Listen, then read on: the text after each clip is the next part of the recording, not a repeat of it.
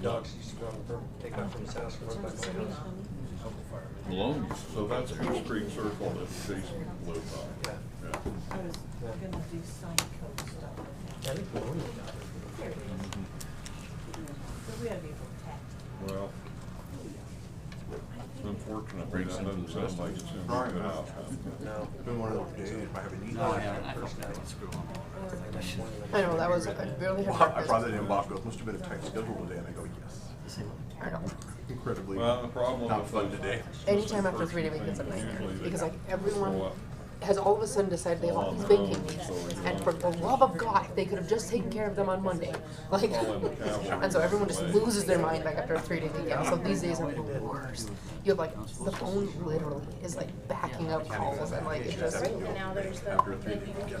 just so funny because like any other Monday would be normal and quiet, but like for whatever reason if it's closed, people just have like this list of things that they could have done that if only you had been open. Well, Let's see, what is that saying? She'd take off. Oh my gosh.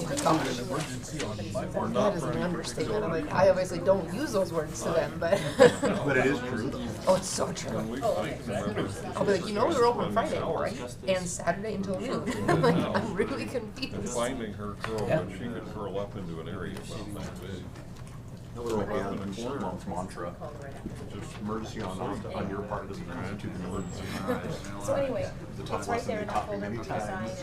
and do whatever you need to do. Okay. Yep.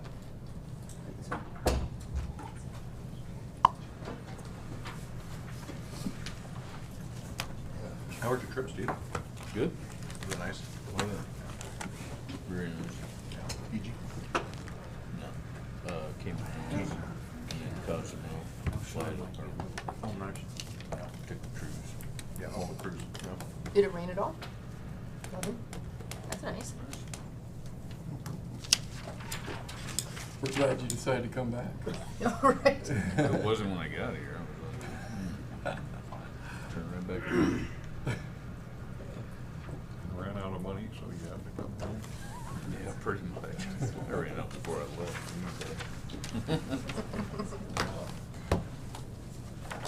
We'll give Ken just a couple minutes here. I think didn't he say last week that he was gonna be late? Yeah. Oh, okay, I missed that. All right. Well, I ran out of money yesterday. I bought a new travel trailer. Oh.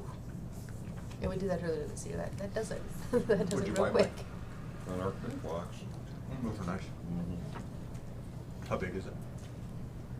27 foot, but it's a fifth wheel. Oh, I was gonna say, But, and I took Frida to go look at these, so I narrowed it down to that one, and then one out of Sunny's. So we go out to the one at Sunny's, and I would swear that I'd already taken her to look at the one in Scott. So we get done looking out there, and I say, well, which one do you think I should buy? And she's like, well, you haven't showed me the other one yet. Oh, the Henry stuff? No, he was fine. No, I'm taking you by there. that was the other Frida. Doesn't matter. She sends you heading, so Yeah. So you have it. Oh, yeah, yeah, Yeah, I took her down there and Well, showed it to her. we may as well and I get bought started one now. that She told me to buy. All right, I'm in trouble. so the first thing I need is a thumbs up on, should I run the meeting like this? Or should I run the meeting like this? Oh. Congratulations. Definitely like this. You have Look at to you. take us all out to the bar tonight for bragging. There you go. I'm waiting. That's awesome. Like this. Like this? Okay, all right, I'll go with that. It was just double A, there's a triple A division, we were double A. We were gonna talk about a sign ordinance tonight, so Yeah, they're real subtle, these the senior softball. It's like, well, I can't wear this anywhere. If it had bling and, you know, a little flashing light. It's pretty close, isn't it? I mean, that, it's pretty. That's pretty cool. it'll wake you up. So, okay. As follow-up, I just thought you all did a remarkable job last week. I was really pleased with how it turned out, how the meeting was run, and so we did some good work. Was there any follow-up from all of that? Or things I just say Sean did a good job. It was pretty complex, Yeah. and so I appreciate. I know it was kind of balancing all the different things. He did a nice job. I thought so. So anything left hanging that we need to deal with? All right, good. Well, one thing, I'm sorry. With regard to the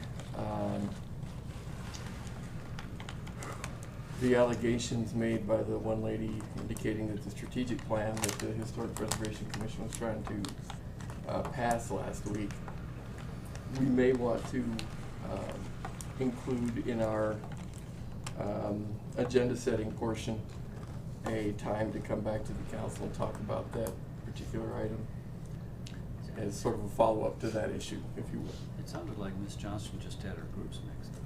That's what it sounded like. I think she misunderstood what was happening. And who was who? It wasn't a time to discuss it with her. She was pretty upset. Yeah. And I had certainly not looked at that thing close enough to understand what that strategic plan was. Because I think if I had looked at it close enough, I would have understood it a lot better. So That was my fault, not.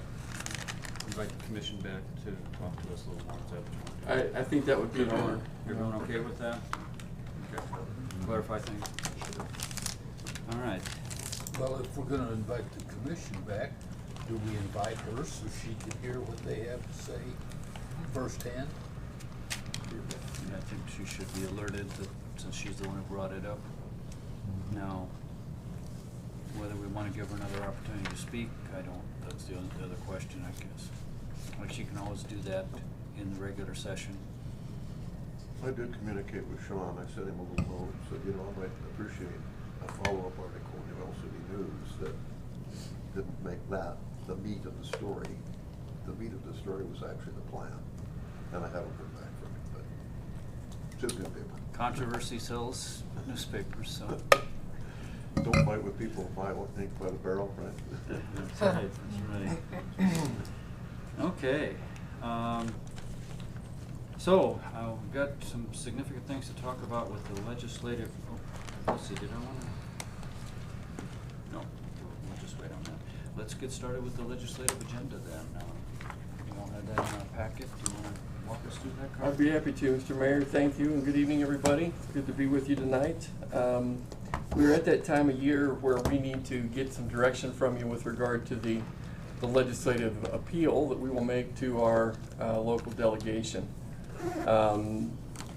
You'll recall that a part of that process is actually having them all come in the room and us making the pitch with regard to what we think our priorities are and what we'd like them to support and watch out for and everything else. In conjunction with that, WHAM has put together their legislative agenda as well. And we included the legislative priorities that WHAM has set as an organization in the memo that we submitted to you over the weekend. We also included the pieces of legislation in draft form that have come together so far. With one exception, I just got an update tonight as to what came out of revenue last night pursuant to their committee meeting that was held, I can't remember where, but nonetheless, Cheyenne. I've got some information to update you as it relates to the optional municipal sales tax program. So anyway, the basic thrust of our tonight's discussion is what we want to see move forward by way of priority from this group that would give me the direction to advocate for as we move into the legislative session. This legislative session is a budgetary session, and so much of what they typically discuss is monetary and value and doesn't typically deal with some of the other sort of social needs or discussions that legislation can sometimes take the character of. But nonetheless, there will be some discussions probably that will come up throughout the legislative process that I will need access to you for, in that we may not be foreseeing all the issues that will become an issue at this point in the game. So while this will be certainly a real pivotal, important part of our process tonight and moving forward, I will still need probably to talk to you about legislative issues as they start to develop and become points of dialogue with the state. And so, if you don't mind, I'll need to take up this conversation with you again, probably. And the other thing to remember is the process certainly includes committee assignments, almost on a sort of a post-session nature, that hopefully we can get some real momentum for or with when we determine what it is it isn't going to pass, what it is it still has some inertia, and what may be new that we just want to be a part of the conversation for. So it can be a complex process, but nonetheless, getting the opportunity to get feedback from you along various parts of the way is very, very helpful.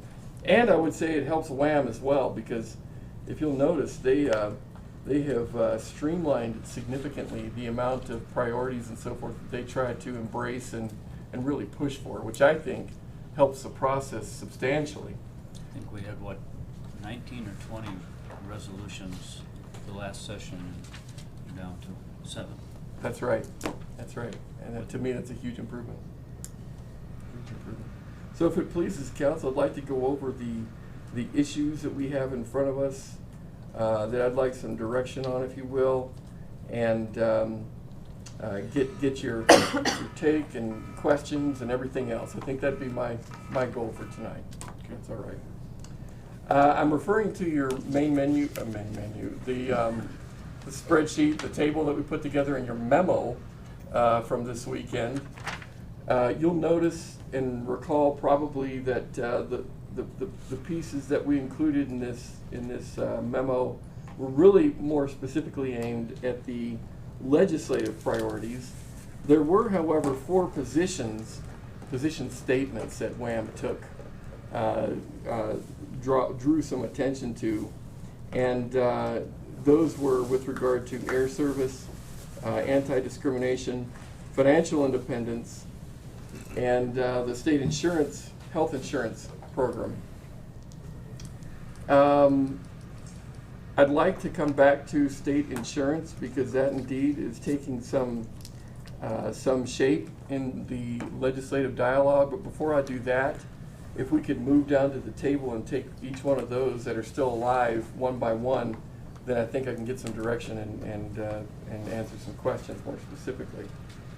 With regard to franchise fees, that really was an issue that came forward in a cloud of controversy that we were really worried would be very detrimental to cities and towns.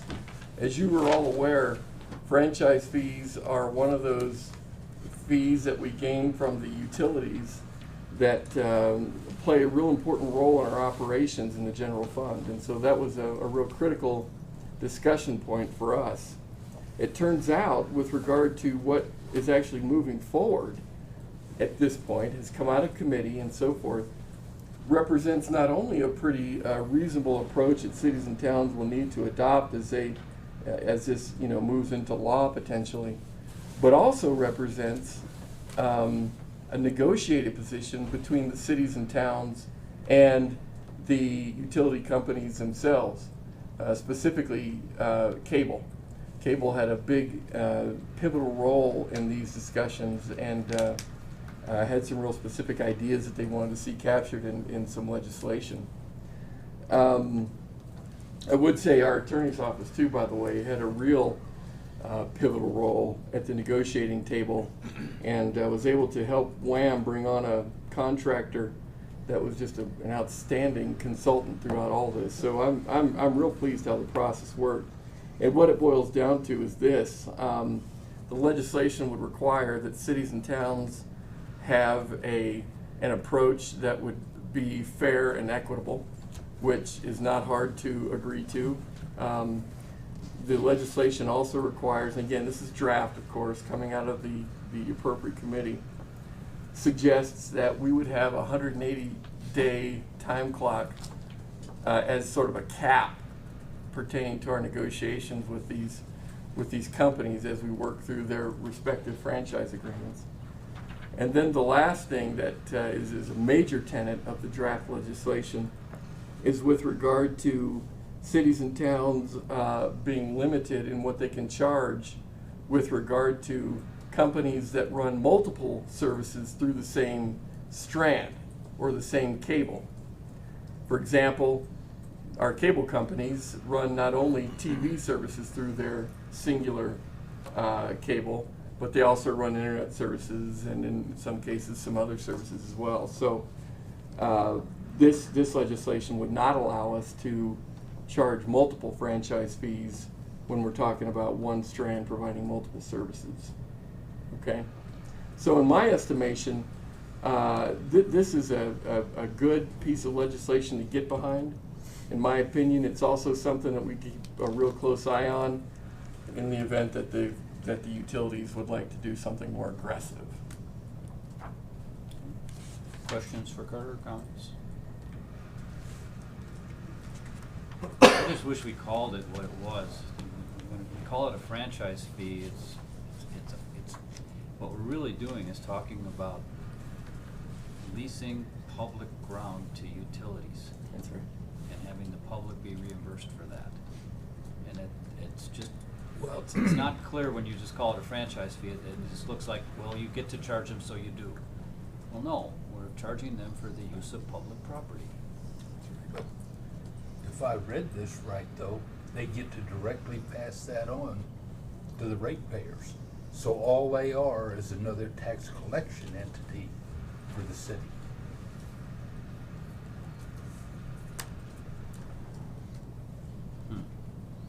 Have to think about that, Kristen. But they don't have to pass it. I mean, I guess that's the difference. Like, it's not mandated that they pass it on to the customers. Are they more than likely going to? Yes.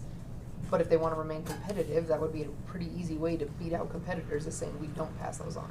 So, I mean, the ball is in their court. I mean, we're not making them pass those on.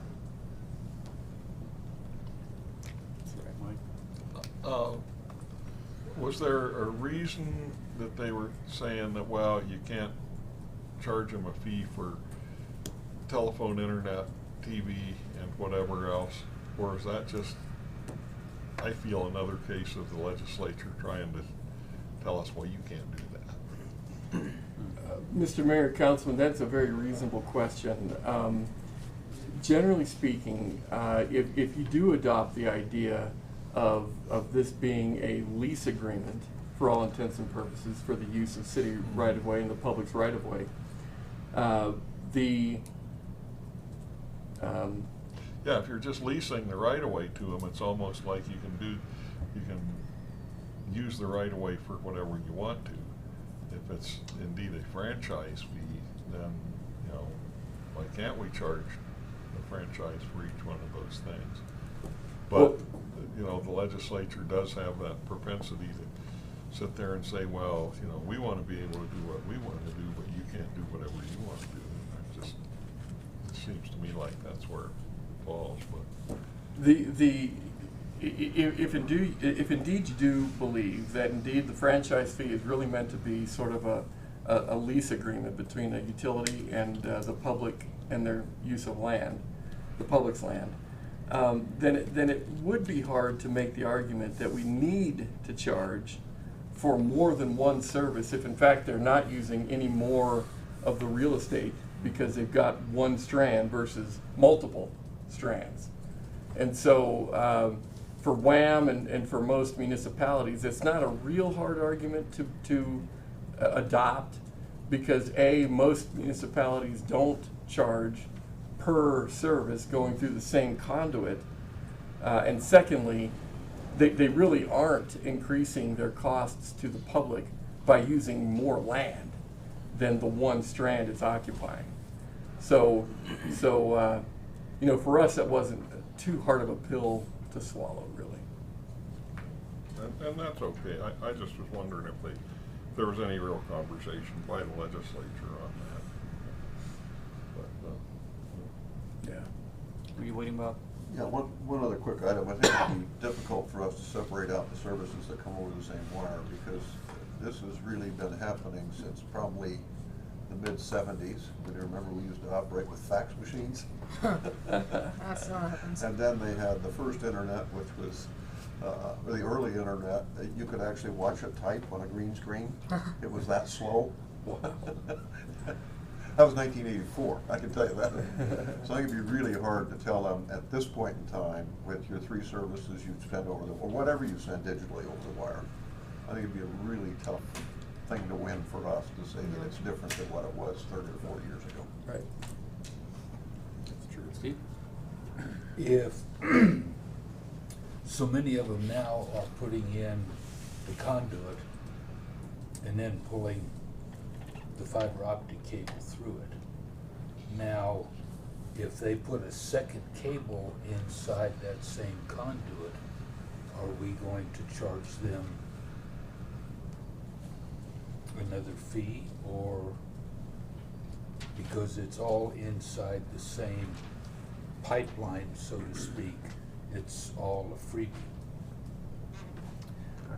Mr. Mayor, Councilman, I certainly have seen franchise agreements that that do recognize the fact that there really are more than one service utility going through that same conduit. And so my expectation would be that those would still be separate services, albeit potentially through the same pipe. But fiber is a good example. Fiber is such that it beats the pants off of coax with regard to the amount of services that they can shove through even a strand of that particular cable, if you will. So it really is a conversation that needs to be parsed out real clearly in the ultimate legislation that comes out. But as far as the draft is concerned now, it really is specific to the cable itself, not to the pipe. Okay. And I think, if I remember, Union Telephone just finished putting in a cable from somewhere around, coming up from Rollins. It didn't come all the way from That's Rollins. the redundant And they line. pull more than one wire, but they lease the second cable to other people. Yeah. So do people want us to advocate for any changes to this draft? I Okay. think No, it's a go. I guess we can move on then. All right, thank you. Now, I guess I do have one other question too, and I'm assuming if they come in and lay a second cable in that same easement, i.e. right-of-way, then that is definitely going to be a second charge. Yes, sir. That's Okay. correct. Yeah, that's right. I'm relating all of this back to pipelines, because even though you may have a right-of-way that's 20 foot wide, you lay a second line in that same right-of-way, you've got to pay for it again. Very So- similar principle. Absolutely. Absolutely. That's a very good analogy. Do what? That's a good analogy. Yeah, Very because good. that's what. Okay, let's. Well, and would the legislature's language allow us to do what Steve's saying? Mr. Mayor, Councilman, the legislation in its draft form does allow that It's already- concept to apply. Okay. It's already in there. Yeah. All right, let's move on to the municipal sales tax. The municipal optional sales tax is a little more complex, and fortunately I was able to get very current information that differs from what you see in your packet. The primary difference would be that with regard to that 5th cent, and you'll recall that right now our base is 4, some counties have 4, some have 5, some even have 6. The original language that you see in your packet suggests that that 5th penny would be made permanent in each county without subject to a vote, okay? That changed last night, however, in the legislation that is coming out of revenue and their respective committee meeting from last night. That is, in fact, probably the only difference with regard to what you see in the draft today and what you see coming up. The fact that the 5th cent will go forward, but it will go forward in each county under a referendum. So while the 5th cent is kind of a critical component of this legislation going forward, it's not going to be under the guise of a mandatory adoption of it being permanent in every county. It will be made permanent if the electorate votes it into permanency. Okay? Real critical distinction, probably more similar to what we talked about in the county city summit that took place up at the event center that I've talked to you about before. And that, in fact, is what's in the working draft right now, not what's in your draft in front of you tonight. The other thing that's important with regard to the draft that's coming forward is of the following. The 5th cent will be brought forward as a question as to whether or not it'll be permanent. The 6th cent then becomes a county option, county-wide option as it relates to specific purposes, or in other words, typically capital kinds of purposes. Only if half of the governmental entities want to see that. If half wants to see it. Currently, the law suggests 2/3 need to want to see it come to pass. And so that's a change too. That's a critical change. It kind of drops that threshold from 2/3 to a half. The other side of it is that, should that 6th cent pass or whatever, the city now, in our case, the city of Casper, has the option of pursuing a city-specific 7th cent. So, for example, if in the countywide option we wanted to do the police station, and in a city-specific option we wanted to do a fire station, we would have that option without having to go through the entire county, which is a very unique new approach to municipal taxation.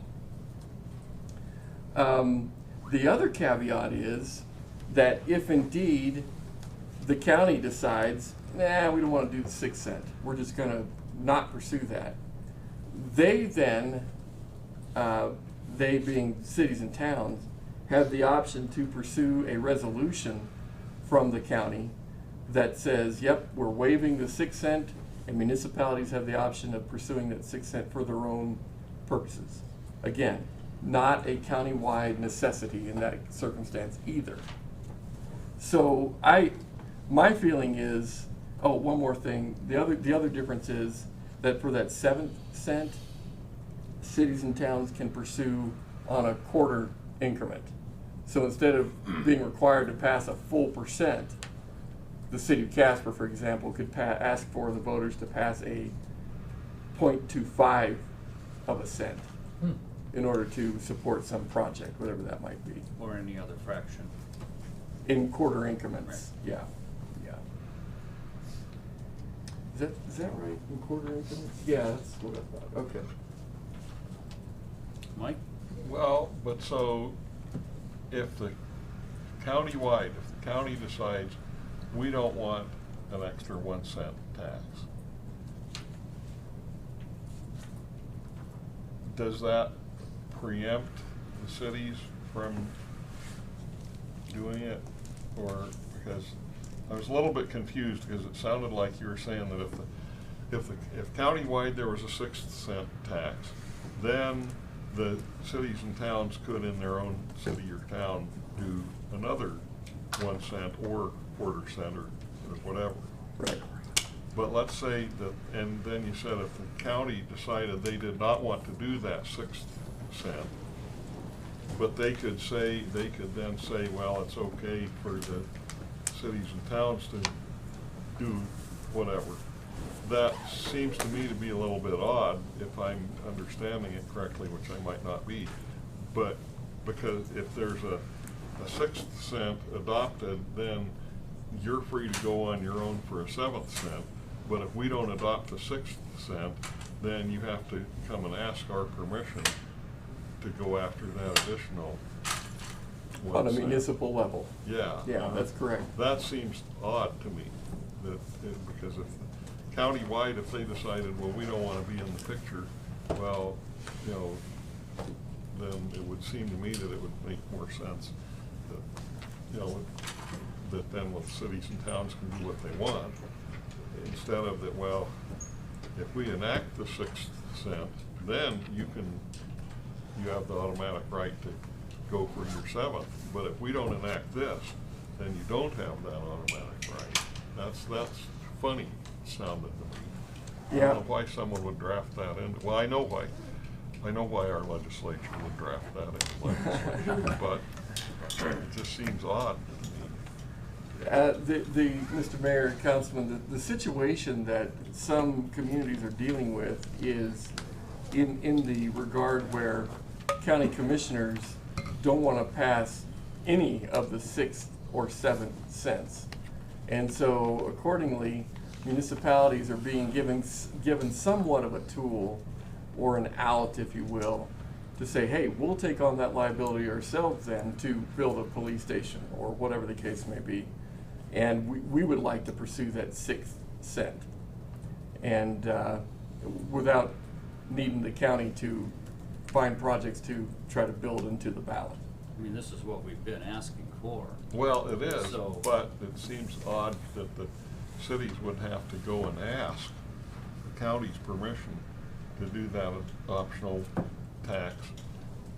That was the compromise, because there were some heated discussions between WCCA and WHAM about. Oh, I can imagine, yeah, but it just seems, This looks like 2/3 of a loaf. And yeah, it just seems bizarre that it would just be that, but, you know, I've seen bizarre things before, so. Well, and Mr. Mayor, Councilman, what it is a manifestation of the counties not wanting to totally relegate the authority that they currently enjoy over what kind of taxation takes place in their county, whether it's in the city alone or otherwise. Well, but if I understood everything correctly, they are relegating that if they have the 6th cent, then they no longer have any say in whether the cities and towns go for the 7th cent. You bet. But if they don't have the 6th cent, then they do have some say about what the cities and towns can do, and that's what I think is just bizarre.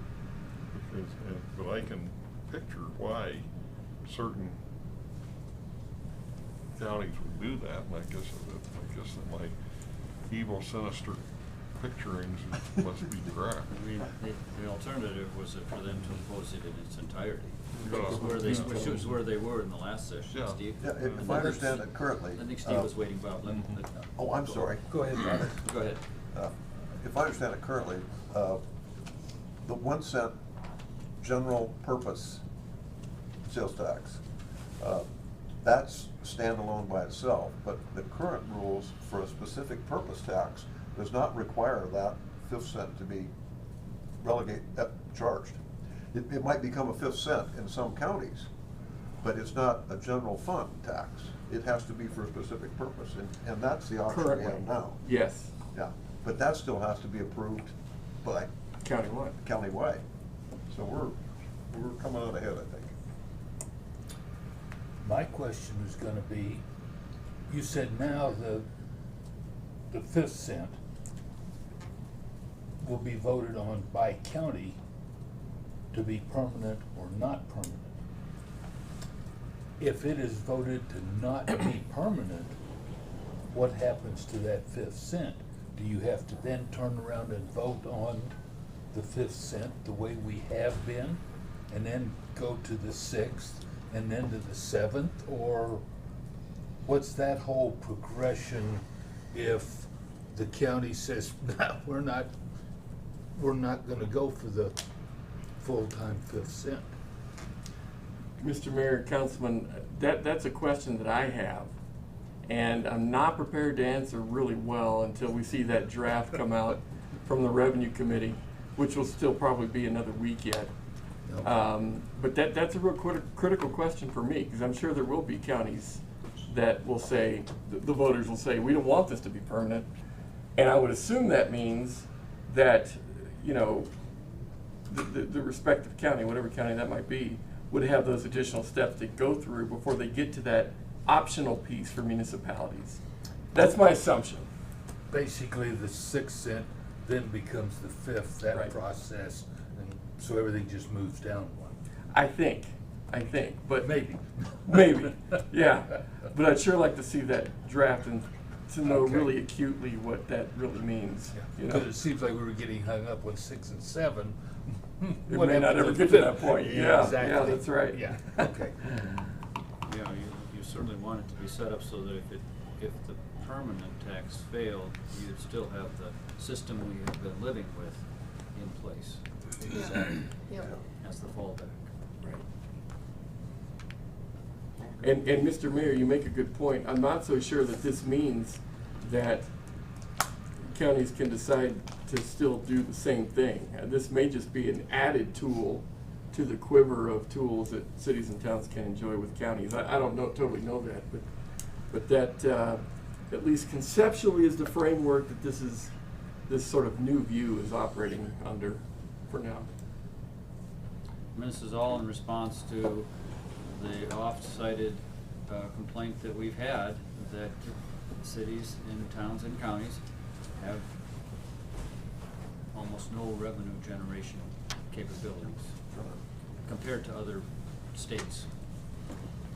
Now, along with this, do you see them cutting back on the money that they have been giving us, which is going to force us into having to pass these taxes? That's a big question. Because I'm wondering if that's where they're starting to come, to where they can start keeping more of their portion. Well, they can start keeping more of their 2 cents. Mr. Mayor, Councilman, if indeed the 5th cent could be made permanent in our county, I would feel comfortable recommending that our dependence on direct distribution would be less. Certainly, not only would we have the revenue exchange taking place, I don't know if that totally means dollar for dollar or not, but it would go a long way to getting us out of the direct distribution operational dependency that we currently have in the general fund, and that's huge for Casper, because we need to get out of that dependency. And you could certainly make the argument that if there is some weighting of the direct distribution towards the smaller towns, because they have to have basic operations, that's offset to some extent by the fact that they all have to shop in the cities and we get that revenue. So there's sort of a give and take with that arrangement. But those are the things that have been discussed, is that, again, there'd be more of a weighting toward the smaller towns who don't have sales tax generation because they don't have businesses that generate sales tax. And then my next question along those lines, is the state gonna start trying to take a bigger portion of the tax? Mr. Mayor, Councilman, I haven't gotten the impression that they're going to try to take a bigger portion of the tax. But what I would like to see for that 5th cent and 6th cent and so on is that indeed those become more of a municipal tax and not a state shared tax. Isn't that how this is So- written? I thought that's how this was written. That the fifth would be all go to the municipalities and counties. I'm not prepared to say that definitively, but that's certainly what we talked about, and I'm not sure if that's what actually came out. If they take their same portion to administer that 5th cent tax, that's a good question. And We'll when, find out more. Because right now, they haven't been taking their allotted portion of it. right. Because I don't remember what the proportion is. 69%. Do what? 69% goes to the state. No, I'm talking of the 5th cent even. Oh, okay. Even of the 5th Right. cent, they are allowed to take a percentage, but I don't remember what it is, but they have waived that percentage so far. I think that's their administrative fee. Yeah, and right now, they've been waiving that. It's 1%. Well, yeah, since the last fiasco. Well, no, they've always been waiving that on our 5th cent. And WHAM and WCCA are, of course, advocating for full funding of direct distribution, in addition to some consensus money. So, and there's still strong support for that to stay in place. Of course, who knows, as we get these Craig reports and all the pressures they're under, what decisions they'll have to make. So, here we go. Everybody okay with moving on? Okay. Oh, and it sounds like we're gonna wind up getting in the next week or two, more clarification. Absolutely. Absolutely. At least this gives us a window or a way that we can put a tax before the citizens of Casper. Okay, what's next, Carter? Mr. Mayor, members of the council, surface water utility has moved out of corporations and is moving to the session. That is a good thing, and I am, hopeful that this will have the appropriate traction and this year potentially gain the support that it needs to become law. The sales tax collection errors legislation did not move out of revenue committee, and so that as an idea is dead for this session, which is unfortunate because I'd love to see that accountability be shared by not only the municipality, the poor municipality that gets hit with those kinds of things, but also the state and perhaps even those who actually make the errors. Are we familiar with the arguments that I'm sorry, Kristen? That's my question, like, at what point, so literally they're just saying, no, being accountable is much too hard for us, we don't have to do that. I mean, I don't understand, like, what is their argument? For killing it? Yeah. Mr. Mayor, Councilwoman, I don't have a real good feel as to why they didn't like it. It might just simply be that because it doesn't quite mesh with sort of budgetary legislation that they didn't feel like it works for this time around. But it failed last time too, and I'm not sure really why it failed last year. Interesting. Well, that's because Jolene or it John, should do y'all be have a brought better up in answer than that than I budget do? session. No? Okay. Yeah, I know, it is. Despite the fact that we had the support of the revenue department. Right. Exactly. True statement. Oddly enough. Mr. Mayor, members of the council, public records is moving forward. The language here really wasn't necessarily aimed at cities and towns directly, with the exception that from now on, if this legislation should pass, municipal employees will have their salaries listed in papers by name instead of by title, which means that the city manager's salary won't be produced as the city manager, but rather as Carter Napier. And that would be the same for every employee in the organization. The other part is, as a part of this legislation, a critical tenet is with regard to the state ombudsman. The state ombudsman's job is lined out a little more clearly in this legislation, but it also allows that ombudsman to be a resource for cities and towns who have public records questions. And so we now, if this legislation passes, have the resource available to us for consultation and so on when it comes to public records questions, if we choose to take advantage of that type of a resource. And so, we're pretty pleased with that. Questions about public records? Carter, I may have missed this, but does it say anything about charging fees? This does not bring, Mr. Mayor, in my understanding, any additional caps or direction as it relates to fees that cities and towns can charge for producing documents and that kind of thing. But we do have a court decision from the Laramie School District that it was legal for them to charge fees, if I remember correctly. I think that was the created- gist of that. Do you remember that, John?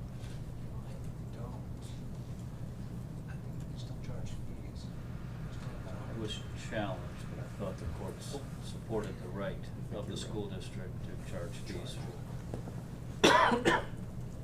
What was the rationale for publishing the names rather than just the heading? Mr. Mayor, Councilman, it was an argument towards better transparency, basically. And that really is it. Other questions about this? Everybody okay with? I don't think that's a good idea.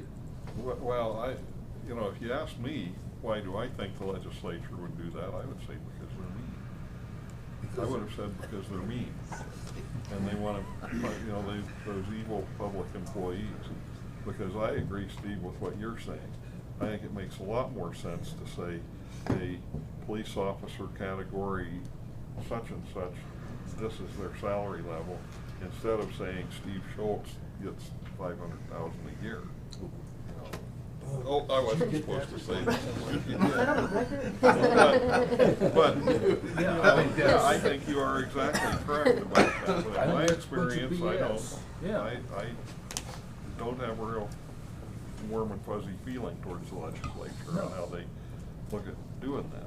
But I think it makes perfect sense to say, these are our salary ranges, this is what we pay for a clerk one, this is what we pay for a supervisor one. But putting their name in there, how is that advantage? I think all that does is create hate and discontent amongst the community. Agreed. Yeah, but anyway though, So, if you made me king, I could fix all those things. Well, the WHAM resolutions, of course, are approved. Well, let's see, now we've got where do we sit with that, Carter? Are they set in stone at this point? Mr. Mayor, Heading into the session? the resolutions are submitted as a function of the summer convention.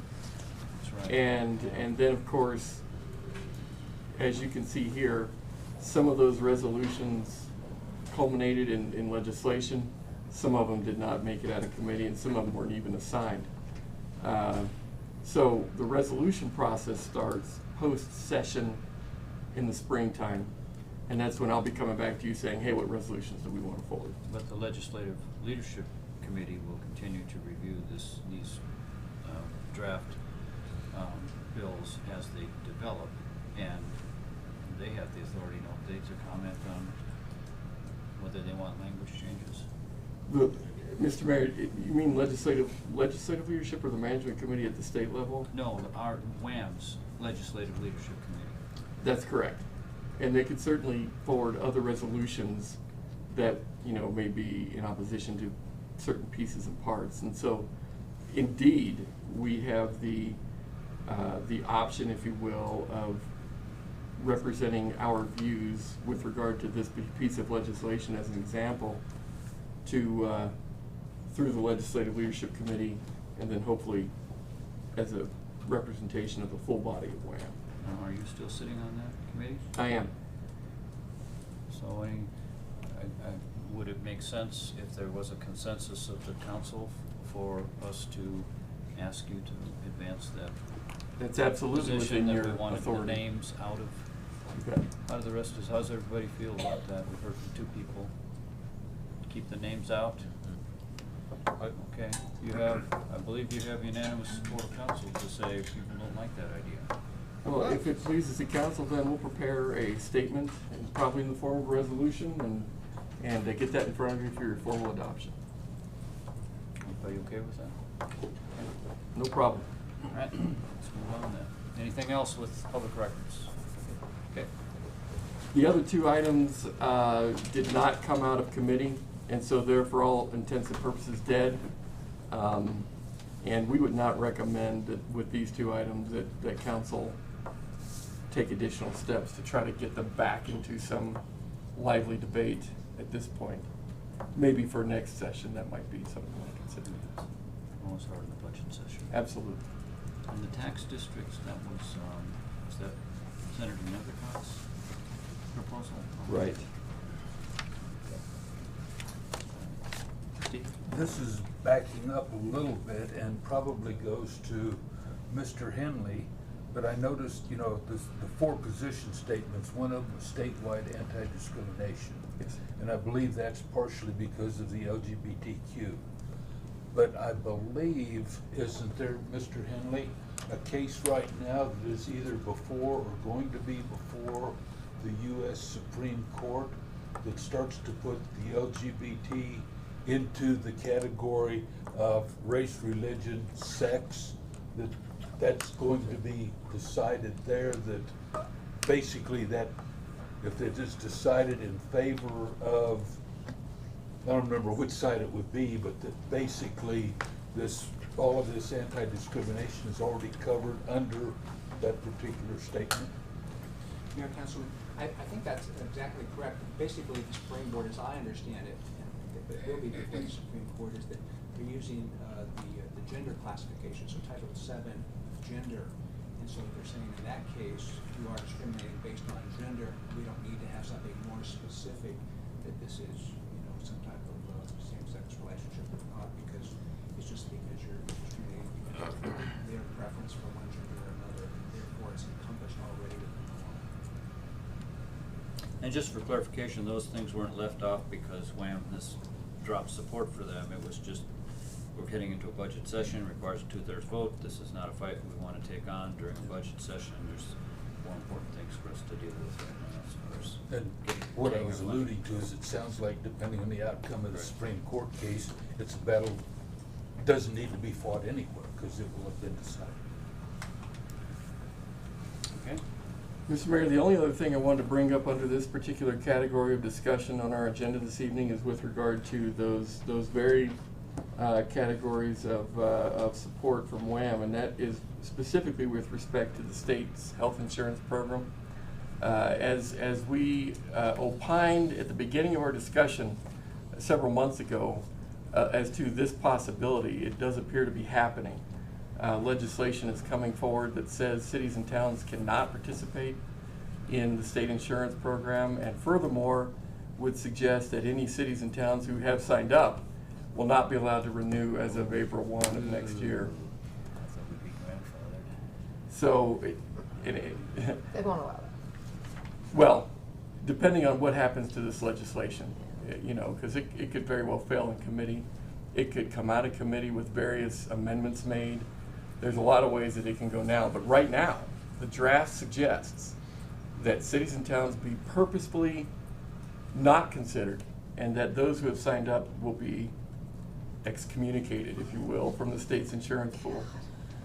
And so it's my plan to go down on Monday and testify in that regard if council is okay with that. Well, those people who want to delete us, cities and towns, why?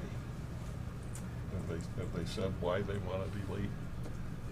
Mr. Mayor, Council, I'm sure there will be a number of rationales brought up in the committee hearings next week, but I suppose the biggest one would be that it would present an undue cost burden to the fund to support all the cities and towns that could potentially come into the program.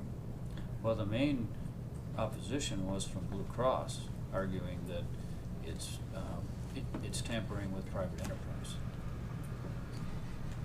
And they were very adamant in their opposition.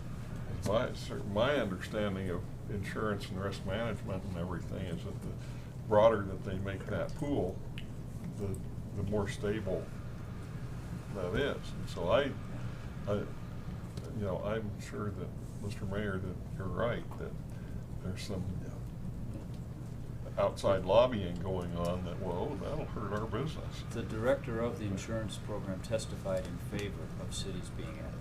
Yeah. Cities and counties, if they chose to. Oh, I think Steve's up. Steve's up. So how does that affect our employees that are going to the state plan now? Because they were told that they needed to sign up by the end of November, and if they didn't, then they would not have insurance. And now if they do sign up, and we go onto that plan, but then come April, they get kicked off that plan, then are we revert back to where we were, or can we revert back to where we were? Mr. Mayor, Councilman, the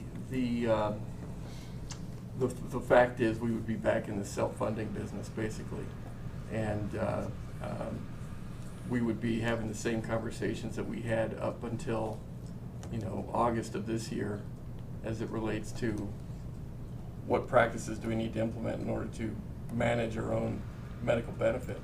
Or we could consider that as a stopgap measure to try to get into another pool that we can get into. And as we've talked before, each one of those pools, whatever they might be, are going to be pools that we are going to have various pros and cons with. So it's likely that we would be talking about getting back into the self-funding business at this point in April. I assume it's silent about the school districts that are currently. I was just gonna say that.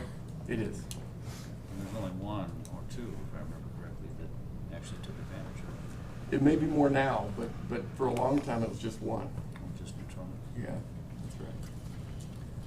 Well, good luck. Everybody's okay with Carter speaking on behalf of that option, I assume? Okay. All right, good luck. Thank you, thank you. I have a quick, does the state within our state government actually administer the plan and everything, or do we have an outside company, similar to what the city had, even though we were self-funded, we had somebody that was monitoring and administering the plan? Does the state have that outside person, or is it a state employee that's actually running it? Mr. Mayor, Councilman, I would say that they're acting as their own TPA, you know, outside, of course, the work that they do with Cigna. But I'd probably better defer a more certain answer if I could in that regard. Any other questions on health insurance? Anything else on the agenda? Okay, guess we're all set heading into the session. We're going to move on to towing resolution then? Yes, sir. Okay. Mr. Mayor, members of the council, the request is relatively simple here tonight. The basic idea is that we be allowed to enter into some contractual arrangements with 3 towing companies, and they are all-around towing, E&F, MAD, and On the Hook. I guess that would be 4. To provide services through PSCC on kind of a rotational basis. Each of these agreements that these companies have agreed to sign on with all have pretty consistent expectations, and those expectations are aimed at trying to improve the services that citizens can reasonably expect when their vehicle may be towed for some reason or another. If you'd like more detail as to what that is and so forth, maybe we can get Cap Schultz here to walk us through some of those basic tenets. Questions? Sergeant, want to say something about all of this, or do we have any questions? Council, do you have any questions? Basically, the trail knows a little bit about it. It's a rotational thing, so when our officers show up for a wreck, matter of fact, it's countywide. So anybody that shows up at a wreck, say the highway patrol, even sheriff's officer, the city officers, because PSCC is a user agency, we have these record services are on a rotational list. So when they get there, say your vehicle's crashed, I ask you, do you have a preference of tow that you want for your vehicle? If you don't have somebody to come get it, you say no. I just get on the radio and call dispatch. Send me the next one on rotation. So whoever's next on the list comes out to that. So Councilman Frill's vehicle is the other one that's crashed. I ask him the same thing. Do you have a preference? No. Send me the next one after that on rotation. At any point, the citizen can say, no, hold on, I don't want that record. I want this person, or I want this specific tow company to come. Then we'll just call dispatch and have them send that one and put that one back on the rotation list. So all it is we keep them on a rotation list for use when we're out there calling records up. The citizens don't have to use it. They can have a record of their choice. And if they want to know what they're going to be charged, we have a list. We'll have a list of their fees. So if, say it's E&F, I can just say, hey, can you tell me what E&F is going to cost? Basic cost to come hook up this vehicle and take it out of here on whatever apparatus they use, and they can tell me. So I can transfer that information to the citizen. So it's pretty simple. Steve, am I to assume that there's a sentence in here about record companies must release items of personal property as soon as? Yes. So that's been, I know in the past there's been issues with them not allowing people in for a couple days and then charging them for those. In essence, they can't hold property hostage for the fee to get their vehicle out of tow. So if it's personal items that belong to the person, that vehicle, or personal items, they have to allow that individual to come get those pieces of property. And all of them I've talked to, I specifically took the contracts to each one of them and talked to them and said, you have to follow this, otherwise we won't put you on rotation. Which basically means they lose a little bit of business, because look at how many crashes our guys are working. You guys live here. We're always calling rotations out. So, but also, just for your information, I have a 5th record company that is out of Douglas that wants to get involved with the rotation. But the part of that is off the contract. They have to have a yard in Natrona County. I'm not going to allow them to get on rotation and have another contract come through and have them come to Casper and tow a vehicle to Douglas and then transfer those fees to our citizens. That's not going to happen. They have to have their yard here. We inspect the yards, and there's certain stipulations off the contract they have to follow for us to agree to allow them to be on contract. Any questions?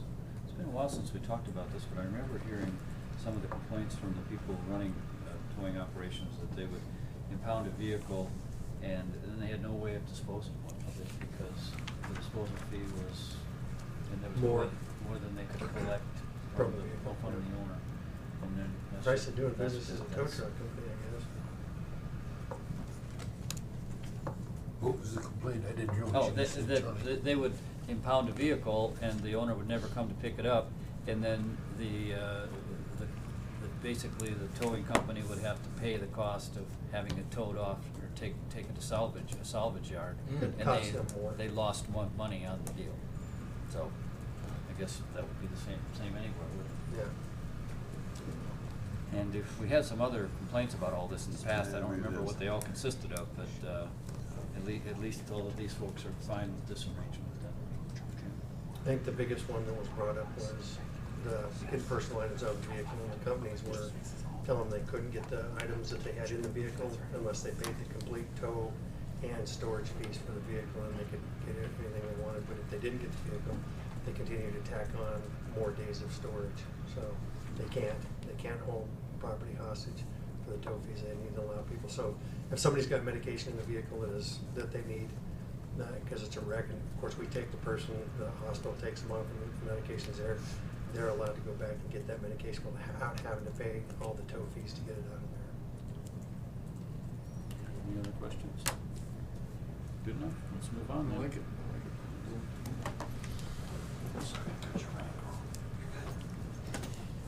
Okay. Mr. Mayor, can we move this one up to here?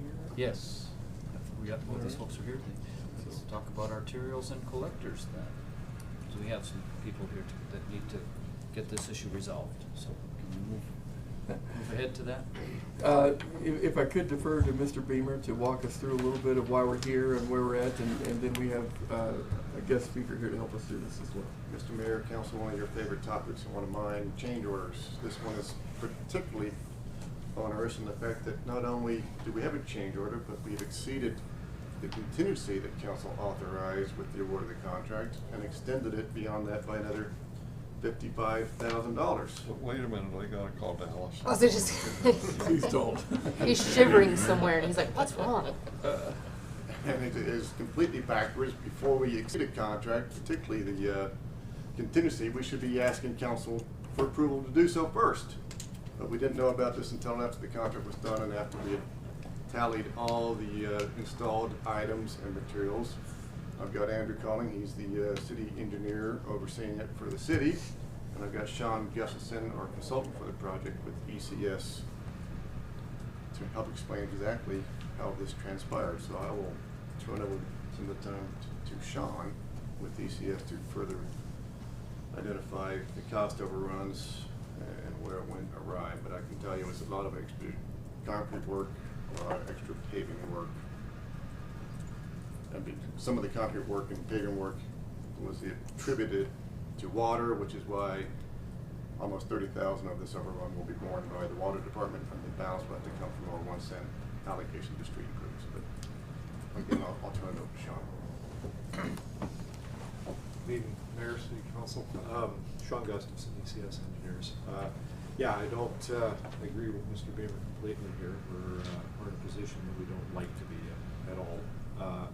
This particular project being a tight budget to begin with, we did our best to keep the costs down as we figured quantities, as we figured work to be done on this project.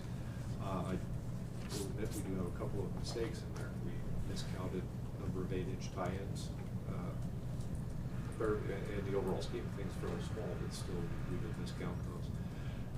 The reason we are here at the last pay estimate is most of the larger overruns happened on Fifth Avenue and Jackson as they were going into the repair of the asphalt, which were the higher dollar items, and the entire trench needed to be widened for the water line changes. For the new water lines and some of the sewer lines that needed to be widened due to caving off on the outsides of the trench boxes. So that caused overall and those related items were responsible for nearly 90,000 of this. So the other things that happened many times. We try to keep the which we don't like again, but we try to keep the concrete quantities down because we don't want to, especially on sidewalks and so on. Some of the you get some of the sidewalk replaced, you get some of the curb replaced, and then the stuff next to it looks terrible.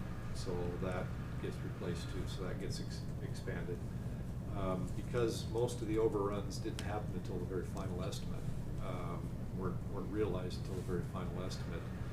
The thought was that there were some things that underran in the project too, some fairly substantially, and we're hoping for that trade-off as we came down to the end, and things were added, such as an overlay on Washington Street, where it was just to be patched before. When we went into design, it was then completely milled and overlaid after the patching was done. So, like I said, I'd love to answer any questions. It's not a position we like to be in or are proud of at all, but we're here. Questions from Mr. Gustafson?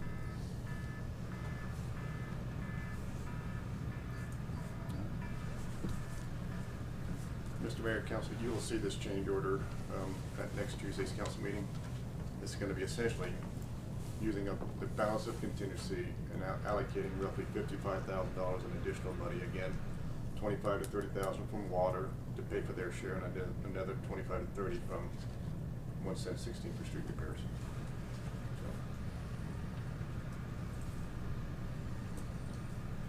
Questions for Andrew?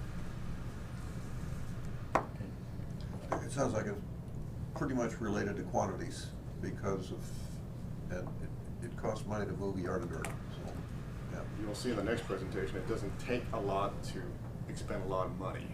I mean, but again, I don't like coming after the fact, going, I need more money when it's done. It's not a good position for me to be in and for you to be in, so. No, there was your 500,000. Just lost it like that. So Andrew, a lot of times when we've had these cost overruns, we look, I mean, hindsight's always 20/20, but we find out that there was some problem that never could have been foreseen when the project was being estimated originally.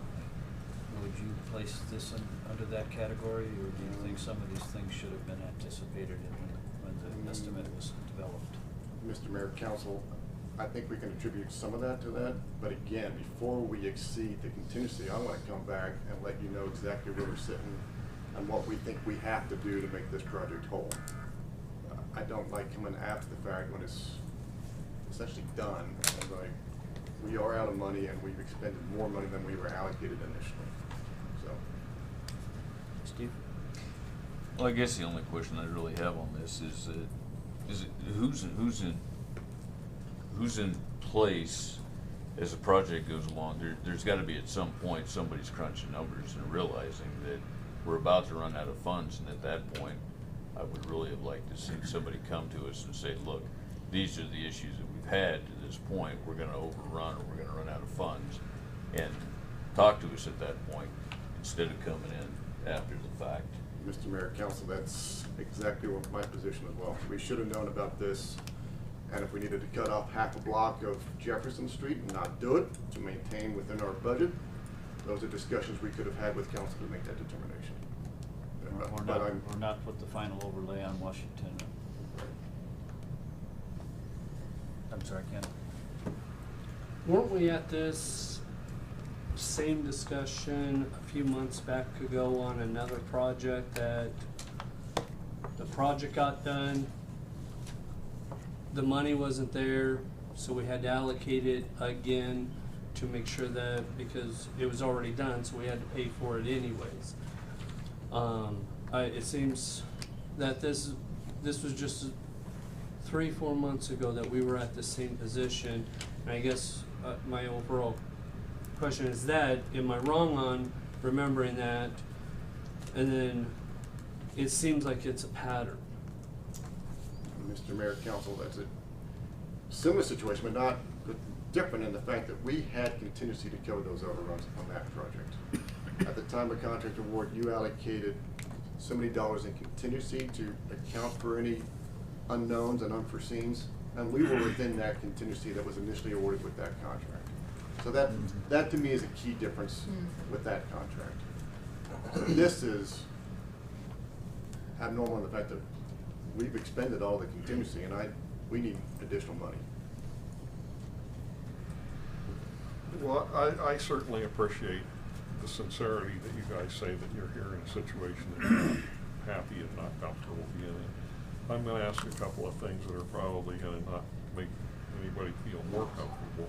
But I am curious sitting here, you know, is this something that the contractor all of a sudden came to the city and said, oh, hey, well, here we got all these other things here? Or is this something that was ratcheting along and should have been found in your office or something like that? You know, I guess I'm asking, you know, whose fault is it that we're after the fact finding out that this is something instead of, and my reason for asking that is thinking in terms of, you know, how do we, is there anything that the council can do to try to make sure that this doesn't happen in the future? I'm not trying to make any of you guys feel more uncomfortable because I truly respect you. Mr. Mayor, Council, this is the reason why you have the project engineer and our consultant here, because I'm not comfortable with it, and I place blame on both of them, to be quite honest with you. And if you're not familiar with contracts, this is a unit price contract, so we pay by how much is actually physically installed. So we have a price of curb and gutter of $20 a foot, and we estimate this can be 1,000 feet of curb and gutter. Now, when we're all said and done, in this case, it was more than 1,000 feet. We estimated 25,000 square yards of asphalt. In this case, it happened to be 35. We underestimated substantially some major bid items, which is why we're sitting in this position right now. But I think that comes back to, at the point that your estimate of 1,000 was reached at that point in time, that discussion should have been had then. And not after the fact, not continue the project. If you needed more money, we needed to talk about it and then make a decision whether we moved on to finished it, we'll put it off for another time. Agreed. I think as we try to decide what to do with this, we have to also recognize that whatever decision we make will be brought up as a precedent in the future that some other future council's gonna have to deal with. And that's a concern I have when we bend our rules. It's not gonna be a problem for me, I'm a short timer, but we create a situation for somebody else sitting in these seats a year or two from now, or 10 years from now. Thank you, Mr. Mayor. I still have a lot of confidence in what our people do and what our contractors do. This is a very unique situation, and quite honestly, in 7 years and change, I do not recall having an overrun that we blew the contingency on.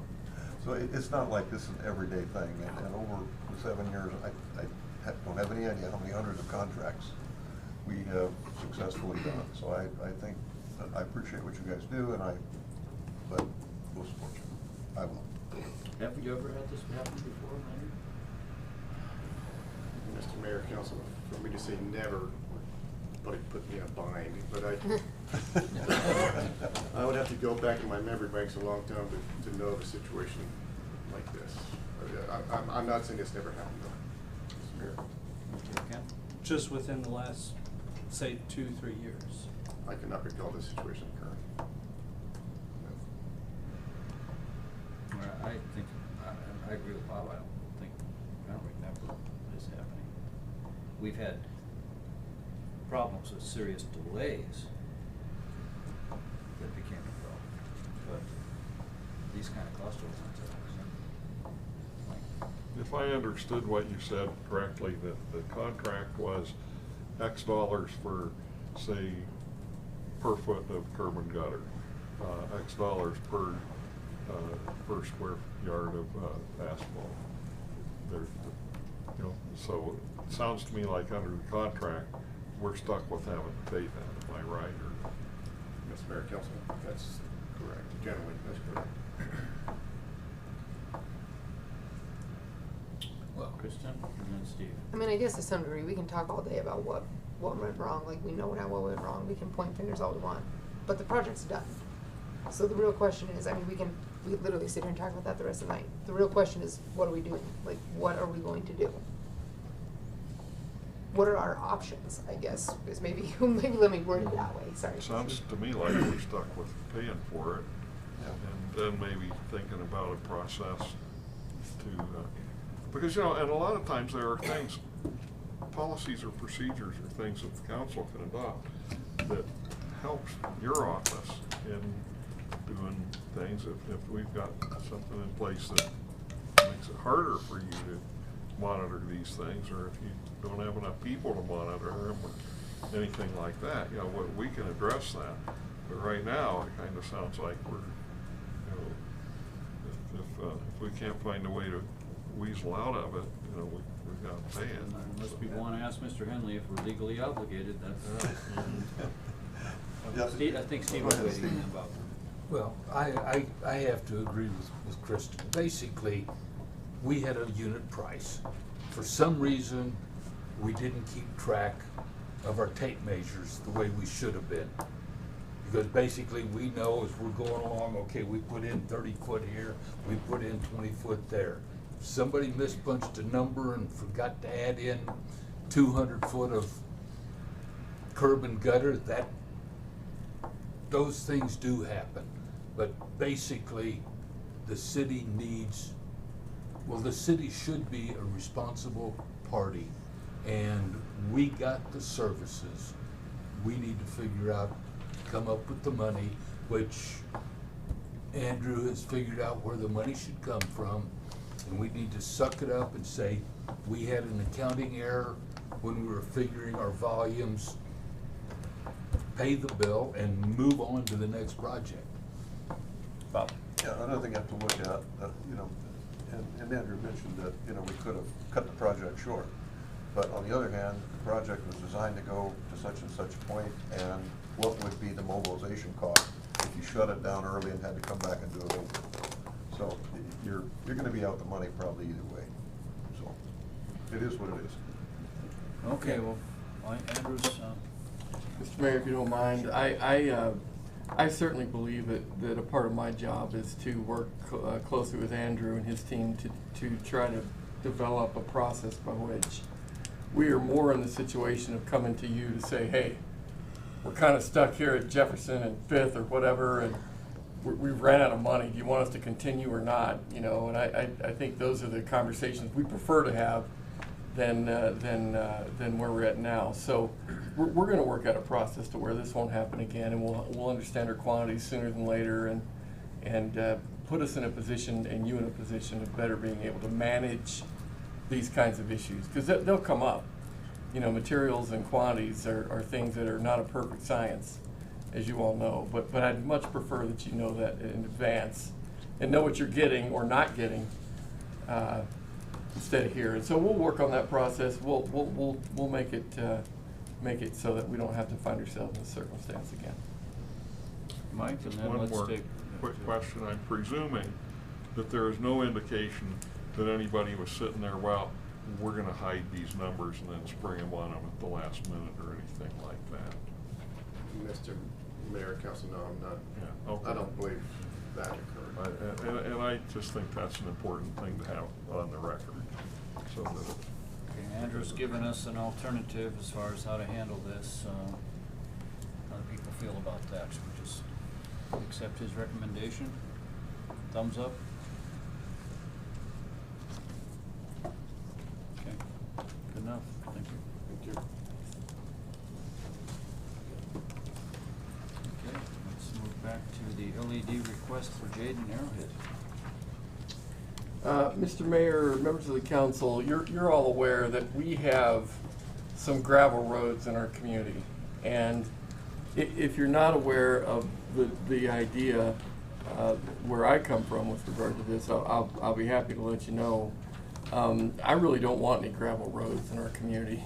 I'd like to pave them all if we had the resources to do that. And so over time, it would be wonderful if we could somehow prioritize the paving of those streets in our community. One that stands out in my mind is that Upper Astor portion over there in River West. Many of you are familiar with that area.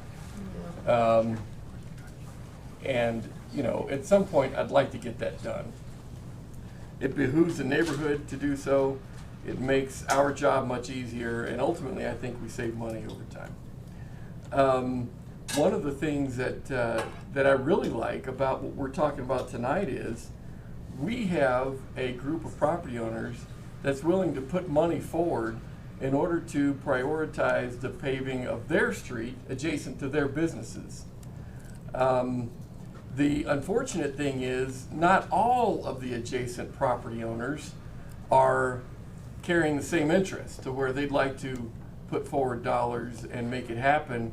Therefore, an assessment district isn't quite the right mechanism to make that happen, because we know that 2 of the 4 property owners would not support it, and therefore the LID would be defeated.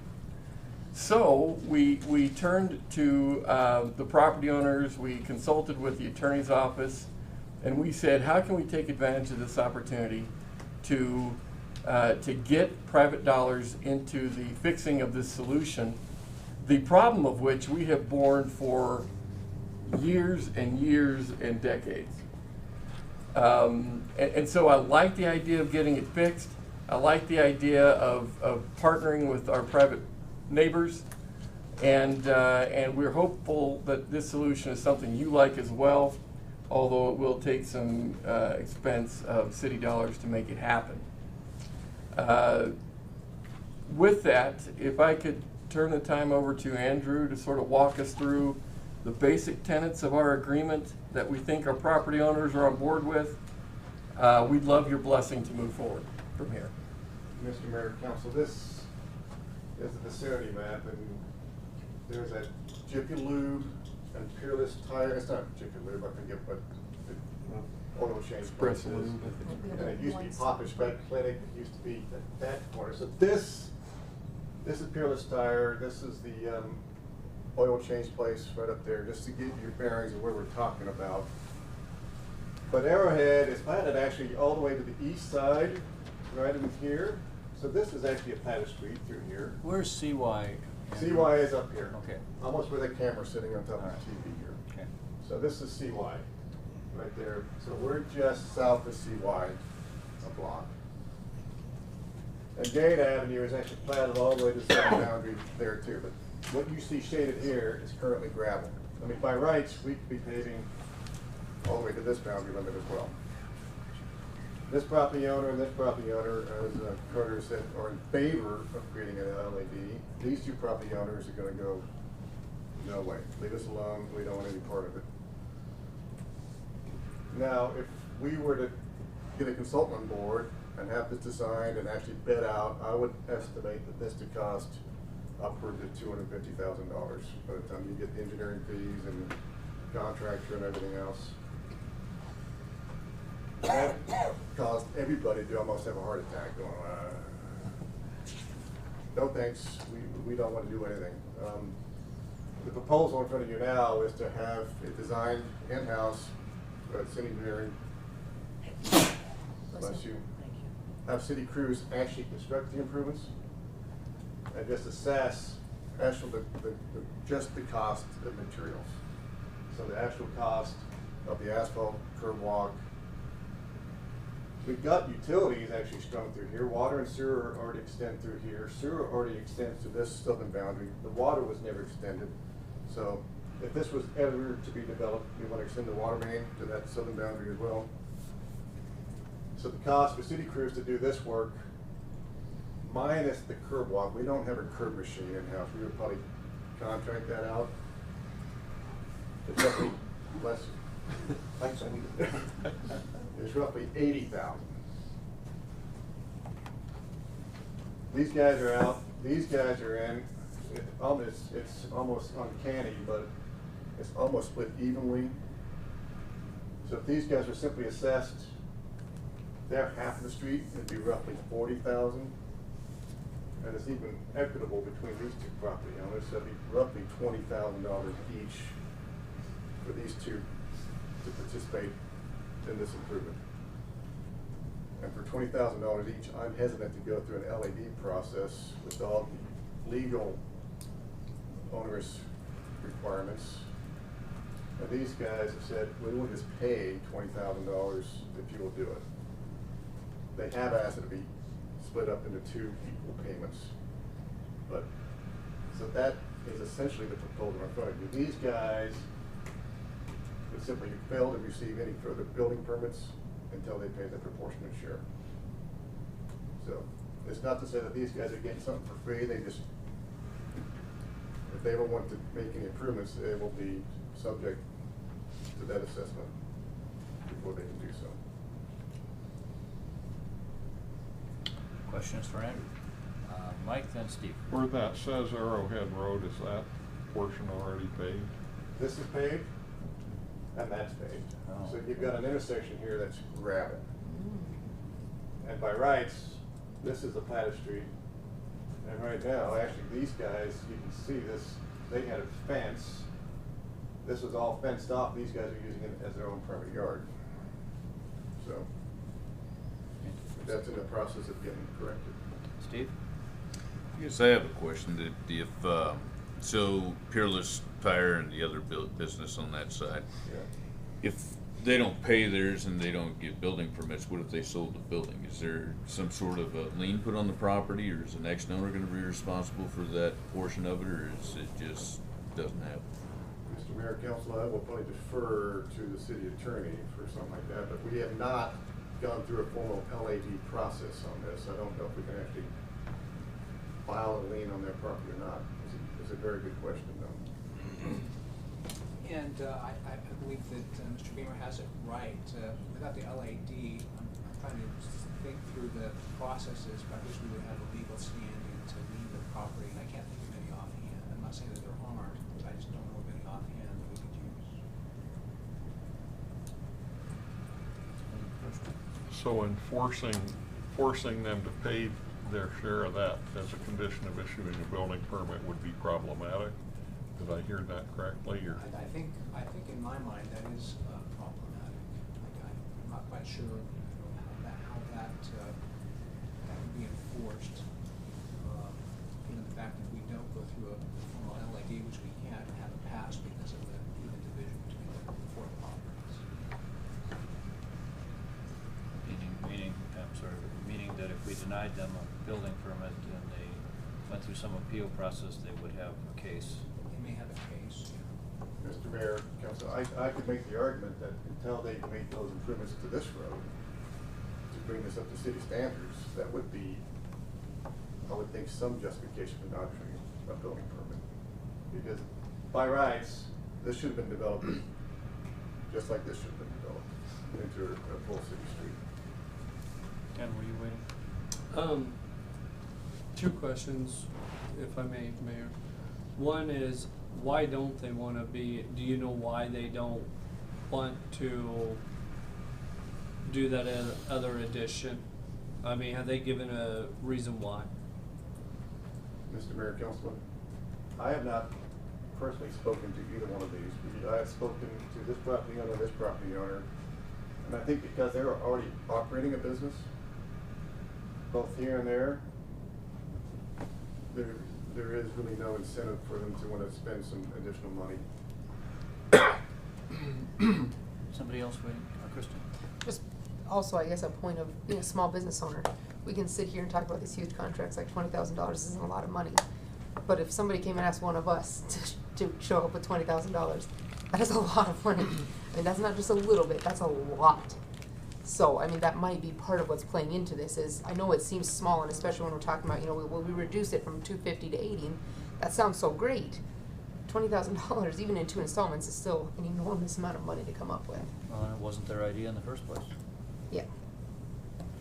From their perspective, this was somebody else's problem.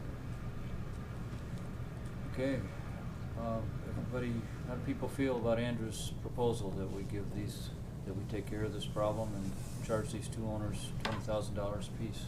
Ken? My other question was, why don't we just add the other sections since, as you've stated, it technically should be developed? Mr. Mayor, Council, my argument was, these guys are not willing to participate.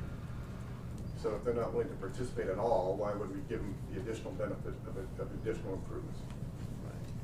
I suppose the answer would be, how would you explain to anyone why they had to contribute from tax revenue to solve this problem for these two owners? Steve? I'm sorry. No, go ahead. And in reality, we have to look at this as though we will never get that money out of those other two property owners. And I guess that's the point I was gonna make. So essentially, this boils down to, we got the price down to 80,000, but the city's gonna pick up half of that. If I'm hearing it right. You got two business owners that'll pay 20,000 each, but at the end of the day, if you never collect from the other side, the city's paying 40,000 of that. Which is how our LEDs work anyway, isn't it, typically? Isn't it a 50-50 deal usually? Mr. Mayor, LEDs are developed in a lot of different ways, but typically what happens is the city's on the hook for the public improvements, and the private property owners are typically on the hook for the private property improvements, i.e. sidewalks and curbs, driveway approaches, and those kinds of things. And they're given that value of being able to amortize those costs over time back to the city for a premium that's typically in the 1 to 5% interest. So, I mean, that sounds different than what we're doing. So It would is. all four of them be open to doing something along those lines, or is that just simply probably too expensive to the city? Where we're doing the public improvements and they're doing things like the curbs and the sidewalks and. Mr. Mayor, Madam Council Person, you're correct. This is a different approach, without a doubt. What I just described is a traditional sort of development of an LED. Yep. The LED also, however, bears a lot of costs that are extra to the actual cost of the project. And so, you know, there's pros and cons with either way you do it. I believe the city and the private property owners, you know, if they are all amenable to what the exposure is for each, then I think it's a legitimate means of trying to get it done, albeit different than a traditional LED. An LED requires 51%, more than half. That's right. More than half, we've got exactly half. For sure. For sure. And it doesn't matter about front footage. How about if we sell me a square foot and I'll vote yes? Mike, and I then didn't say that. let's move on. Go ahead, Mike. Steve Oh, has- I'm sorry, Steve. It doesn't matter about front footage? No, it's prorated on front footage. Well, but that's what I'm getting at, Oh, is is it- those is two it- people have a heck of a lot more front footage than the two non-participatings.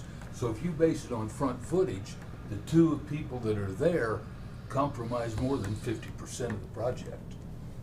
Mr. Mayor, Council, you can be assessed on your footage. Okay? I mean, so I could assess this property owner for this frontage, and I could assess this property owner for that frontage, and this property owner for that frontage. But it's who's being assessed, is this property owner and their land mass. If this land mass says no, and that land mass says no, and this land mass goes all the way CY, it's the assessed property. So these guys own more than, it's the assessed property. Yeah, it's, which was initially, I thought, well, of course we can form this LAD because these guys have more than half the frontage, but it's not the frontage, it's the assessed property. We don't have half. So there's the distinction. Okay. So if I own an acre and my neighbor only owns a half acre, You could, but because I'm on a straight and he's on a curve, I can go ahead and say yes and get him to pay half of whatever, even though he's only getting a little bit. It's the difference between one property owner and linear feet. Just Okay, wanting to find out. any concerns about offering this deal to these Well, two property owners? These are not arterial streets, they only benefit those 4 properties. Sure looks Right. like it. Anybody have any heartburn about going forward with Andrew's plan? I would say no to it, because it just benefits those 4 properties. If it was any kind of an arterial that went anywhere else, I'd feel differently. But, that's my feeling. I'm gonna go with it before what Andrew said, that we've got, anything we, or that Carter said, I'm sorry, that anytime we can get some of the gravel roads in town taken care of, we should. Okay, I guess we got it. And we're getting $250,000 project done for $40,000. Well, no, we've got all of the price of the city label. Well, that's. That will internalize. So we're getting Yeah. a $250,000 project. Correct, correct. Sun's $40,000, so Which we don't we're know. out 210 from the city standpoint. Okay. Because if our people aren't doing that project, they're working someplace else. Okay. I stand correct. Did you have something else, Kristen? I was just wondering if we could kind of get John's stance on this, because I guess to me it feels very strange that all 4 of these companies are in theory to some degree getting the same benefit, but 2 of which are paying the city money, and the other 2 of which really don't have any legal obligation to do any, and pay us back at all. And if we try to take action against them, it sounds like that's gonna backfire. I mean, if we try to withhold building permits or things of that nature. Because I mean, I guess to me, this is just setting the precedent of, well, just make one person's just gonna have to stand up and say, I'll pay for it, and the rest of us should just step back and be like, I'm not gonna pay for it. Steve? And I agree exactly with what you're saying, because the 2 on the opposite side of the road that are not want to participate or pay will never have to pay. And if they don't ever pay and they sell off and the next people come in, and there's no way of holding anybody on that side of the road accountable, essentially we're picking up that tab. Which it really doesn't seem fair that you got 2 people doing the right thing, Exactly. and 2 people doing the It's wrong almost thing, and punishing they're gonna benefit from it. Well, I think, As I was asking City Manager Carter, my understanding, and I asked the question was, the 2 that want to do it, they're the ones that said the other 2 don't. But as I asked, I said, has city, and I asked you, if city came to them and said, hey, this is what we're looking at, this is the price, blah, blah, blah, would you guys be willing? The answer was no. So I guess I'm sitting here going, I don't want to say the guys were lying because I don't believe that they are, but I want to say the city hasn't went and talked to them. And before we absolutely say they're opposed to it 100%, I do believe the city needs to talk to both of them and find out if they're willing and have that discussion about what exactly it is before we tear them down and say that they absolutely don't. Not, again, saying the other 2 that want to do the project said that they didn't want to. They're probably right, but I believe we need to double check that. And I agree with you guys on law-wise. So, Mr. Mayor, it sounds like we can do a little more homework and bring this back if you'd like.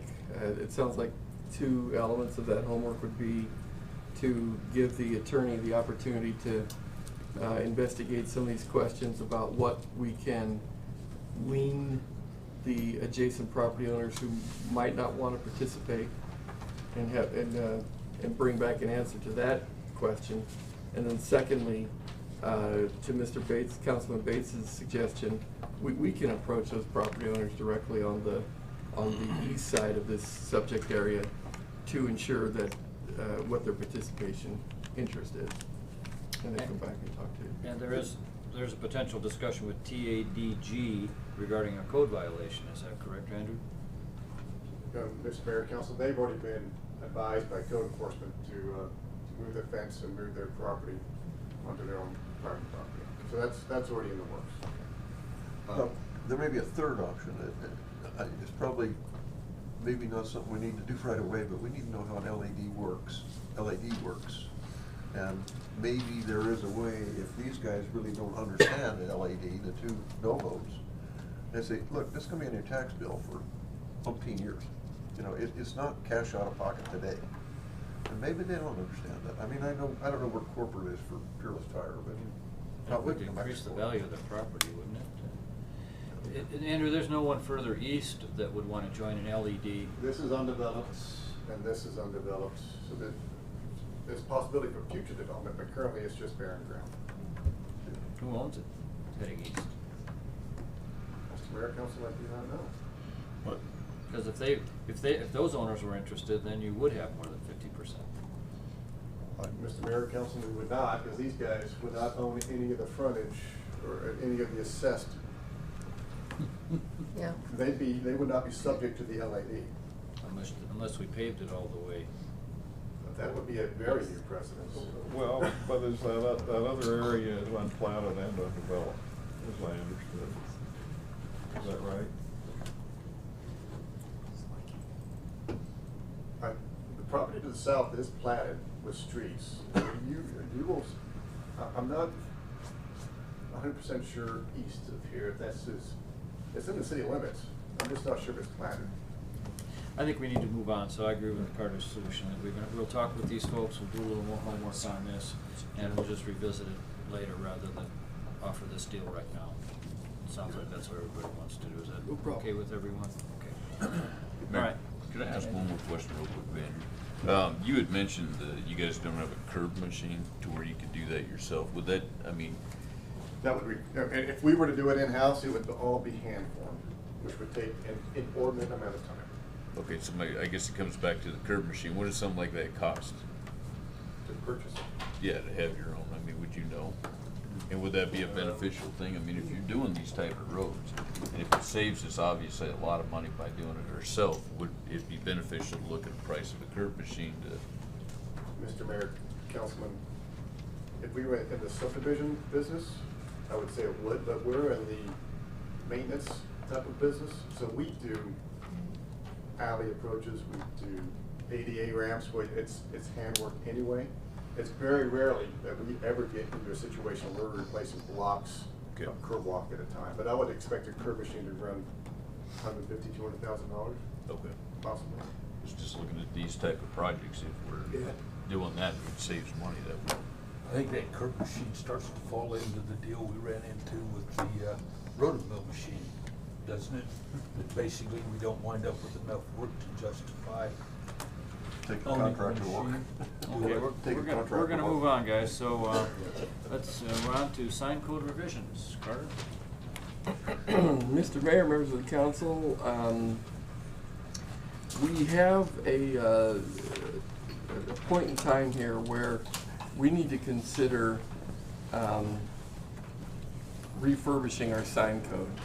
If you read through the packet, you certainly saw Mr. Henley's discussion of one of the major issues that is kind of providing the impetus, if you will, for us to look at our sign code, and that would be with regard to the doctrine of that content neutral, non-commercial informative signage that we often contend with in our right-of-ways and throughout our community, and really throughout any community. Most communities deal with those kinds of things. Furthermore, we are in the situation where we are looking at technology improvements and such that, you know, engenders different kinds of signage and so on that our code isn't as effective in dealing with. What we would like to suggest is that we undertake a revision of this portion of our code in a way that hopefully you would find appropriate. You saw in our memo the process by which we would propose that we do that, which would include bringing in our sign business type practitioners and get them around a table, similar to the way we've done things with portions of the sign code in the past, and walk through our concerns with them and have them be kind of our advisory group that we vet changes through. We would like to vet changes in what I would call more bite-sized chunks, to where we can deal with some of the major tenets of these revisions instead of all at once in more of a phased approach, which hopefully would allow for the complexities of each of the issues not to be intermingled and perhaps more confusing with respect to what the public would see and perhaps want to provide feedback on. And then, of course, in that context, we would see a public portal process being helpful here as well, where we can, again, hopefully ascertain the public's view on these things in a more manageable approach and carry forward recommendations that ultimately would come to the floor and potentially be approved for improvements to our body of ordinance. So really tonight, wherein you might have questions with regard to some of the communications that the attorney provided or with regard to the methodology that we're suggesting at this point, we would love to take those, as well as any other feedback that council would have with respect to this, what I would consider fairly significant portion of our building code, if you will. Questions for Carter or John?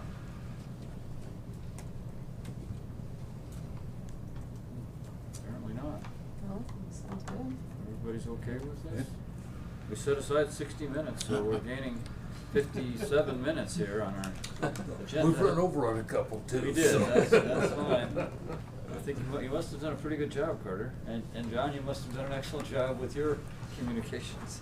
Basically, this is the process we did when I was on council before with when the electronic signs all started coming out. Right. Is P&Z, and basically P&Z came up with the proposals similar to what you're talking about with the sign companies, and came to us and appeared to have worked quite well through that process, which in reading through this sounded like the same process that over half of us have been through before. So everybody's okay? All right, let's move forward. One more thing that I forgot to mention, the wayfinding consultants have offered, within their current scope, mind you, to render some technical assistance as well. And so the timing of this is really critical and helpful to hopefully take advantage of that offer. And so that will come forward as well as a part of this process that I think will be really useful. It is good timing, isn't it? Very good timing, very good timing. Well, all right, let's move on to a very challenging situation with the First Street Reach. Mr. Mayor, members of the council, this is kind of a manifestation of what we described earlier as it relates to arterials and collectors, wherein we are in a much better position to talk about this project now than later, when we find some costs getting having already escalated and being problematic. As you might be aware, we are into the river reconstruction right now. You have seen heavy equipment over there manipulating the north bank of the First Street Reach. You've seen that temporary dam structure having been installed to set aside a portion of the work area. And what we're finding is quite a bit of contamination and debris fields that we did not expect to find. Certainly the agreement that we have with BP and the state in terms of the mitigation that was completed years ago didn't anticipate this level of contamination either. So, as you might guess, with regard to those kinds of discoveries, we are invariably looking at increased costs. And so the purpose of tonight's discussion is to give you a feel for what the breadth of that looks like, what it is that we will probably see in terms of increased costs for this project, and the strategy by which we hope to take with regard to dealing with not only these project influences, but with regard to these cost influences as well, so that your direction can be built into our approach moving forward. And so if I could, Mr. Mayor, have Jolene walk us through these issues, that would be really helpful.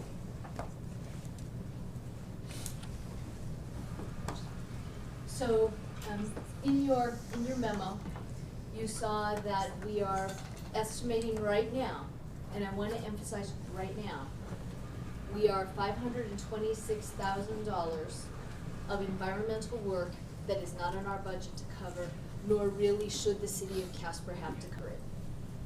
This is, we're now working on a remediation project as well as a restoration project, and the remediation project should have been handled back with BP, the city of Casper, and DEQ. We are moving forward on it because we're going with what DEQ says. It's going to cause a 2-year delay. What we thought we would finish this project this fall. We are not going to be able to finish it until next fall. That's part of the increased cost. That's just the cost right now. We're only on river left. We still have river right, and we've divided this project, this is just the parts that are done. We've divided this project into what we call Reach 1, Reach 2A, and Reach 2B. So Reach 1 basically is this right here. The McMurray storage building is right about up here, and it goes from here down to the fly fisherman statue.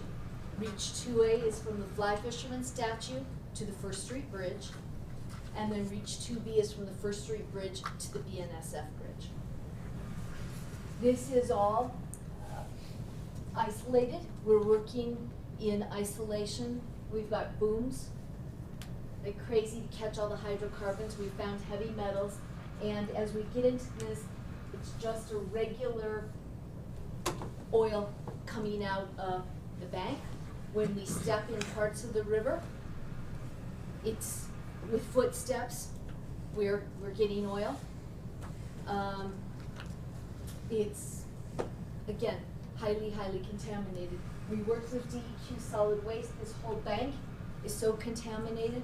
If we kept hauling the dirt out, we probably would have dug onto the other side of First Street. So we stopped digging, and we encapsulated it in place per what DEQ told us to do. We built out the bank. So let's see if I can make this work. This kind of gives you an idea of where we are, what we're dealing with, what part of the river we're talking about. There's, you see the booms here, so it's isolated.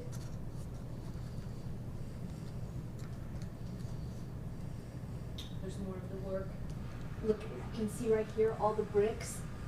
So apparently they knocked down a building and left all the bricks and all the contaminated stuff that they're thinking from the Coke plant a long time ago. That not the Coke as in Coca-Cola, but the Coke as in the oil. There's more. You see all of the what we have going on there. This is just a side point. This bank, when it's finished, until the vegetation comes in, will be very fragile, and we're worried about the public using the bank to start with and tearing this out. So they, in the field, built some steps to give access to it. More bank.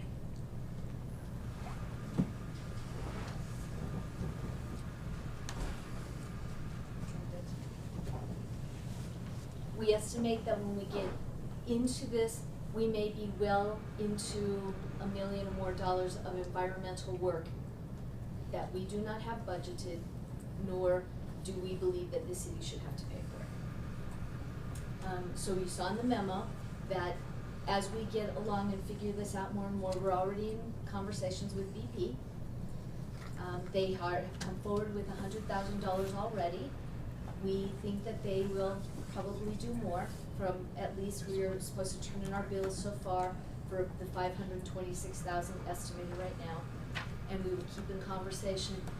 But should these conversations not prove fruitful, the city does have some remedies.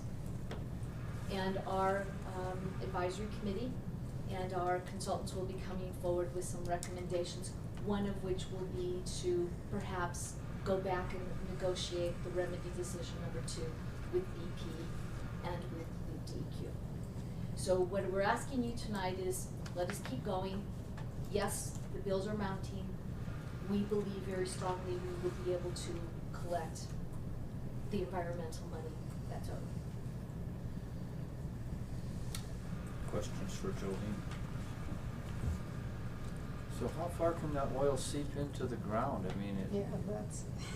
you say we could just keep digging and digging and digging, never reach the end of it? I mean, That's what they felt, Mayor, Council, that's what they felt. So, you know, ideally, when you're into a remediation project like this, ideally, you would want to dig out all the contaminated and replace it. And as they're standing there in place, it's like, they thought they would just have to keep digging and digging and digging. And so the decision was made to encapsulate, as you saw, and we've added topsoil and there will be vegetation planted there, but all that's still under there. Bob? Was it a coke plant? That's what they. Or do we know that? We don't know that for sure. I don't know that for sure, Your Honor. Because if it was a coking plant, that's heavier than water. So it would sink to the bottom and stay there. Well, apparently that's all been staying in place until we started doing that bank remediation. Am I right? Your Honor, Counsel, I can't say that for sure, but I would venture to guess the bank's been eroding and we've been polluting the river all along. This is stabilizing these banks and helping the erosion problem that we have. It's just that we're in there, and so all of a sudden you're getting a sheen at one time, and there are probably sheens that have been happening that no one has been seeing, but the bank has been eroding. So did we unleash the pollution? Your Honor, no, we did not.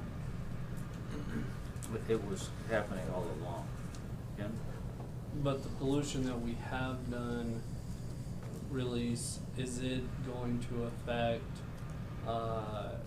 any of those further down the river that, like Evansville or beyond, that gets their water, the farmers, ranchers that pull water from the river to do their crops or water their cows, sheep, all that?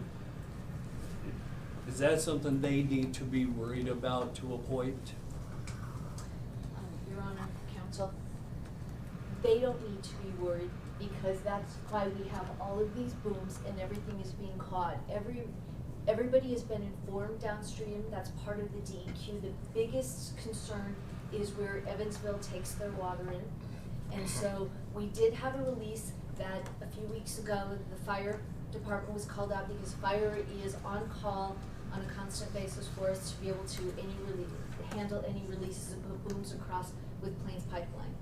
And when they isolated this, the water current was so heavy that it did release big enough sheen that our fire department was out there, put the boom across, caught everything that was going down. So we have taken all those precautions in the mitigation plan, and we are not allowing, and DEQ is not allowing.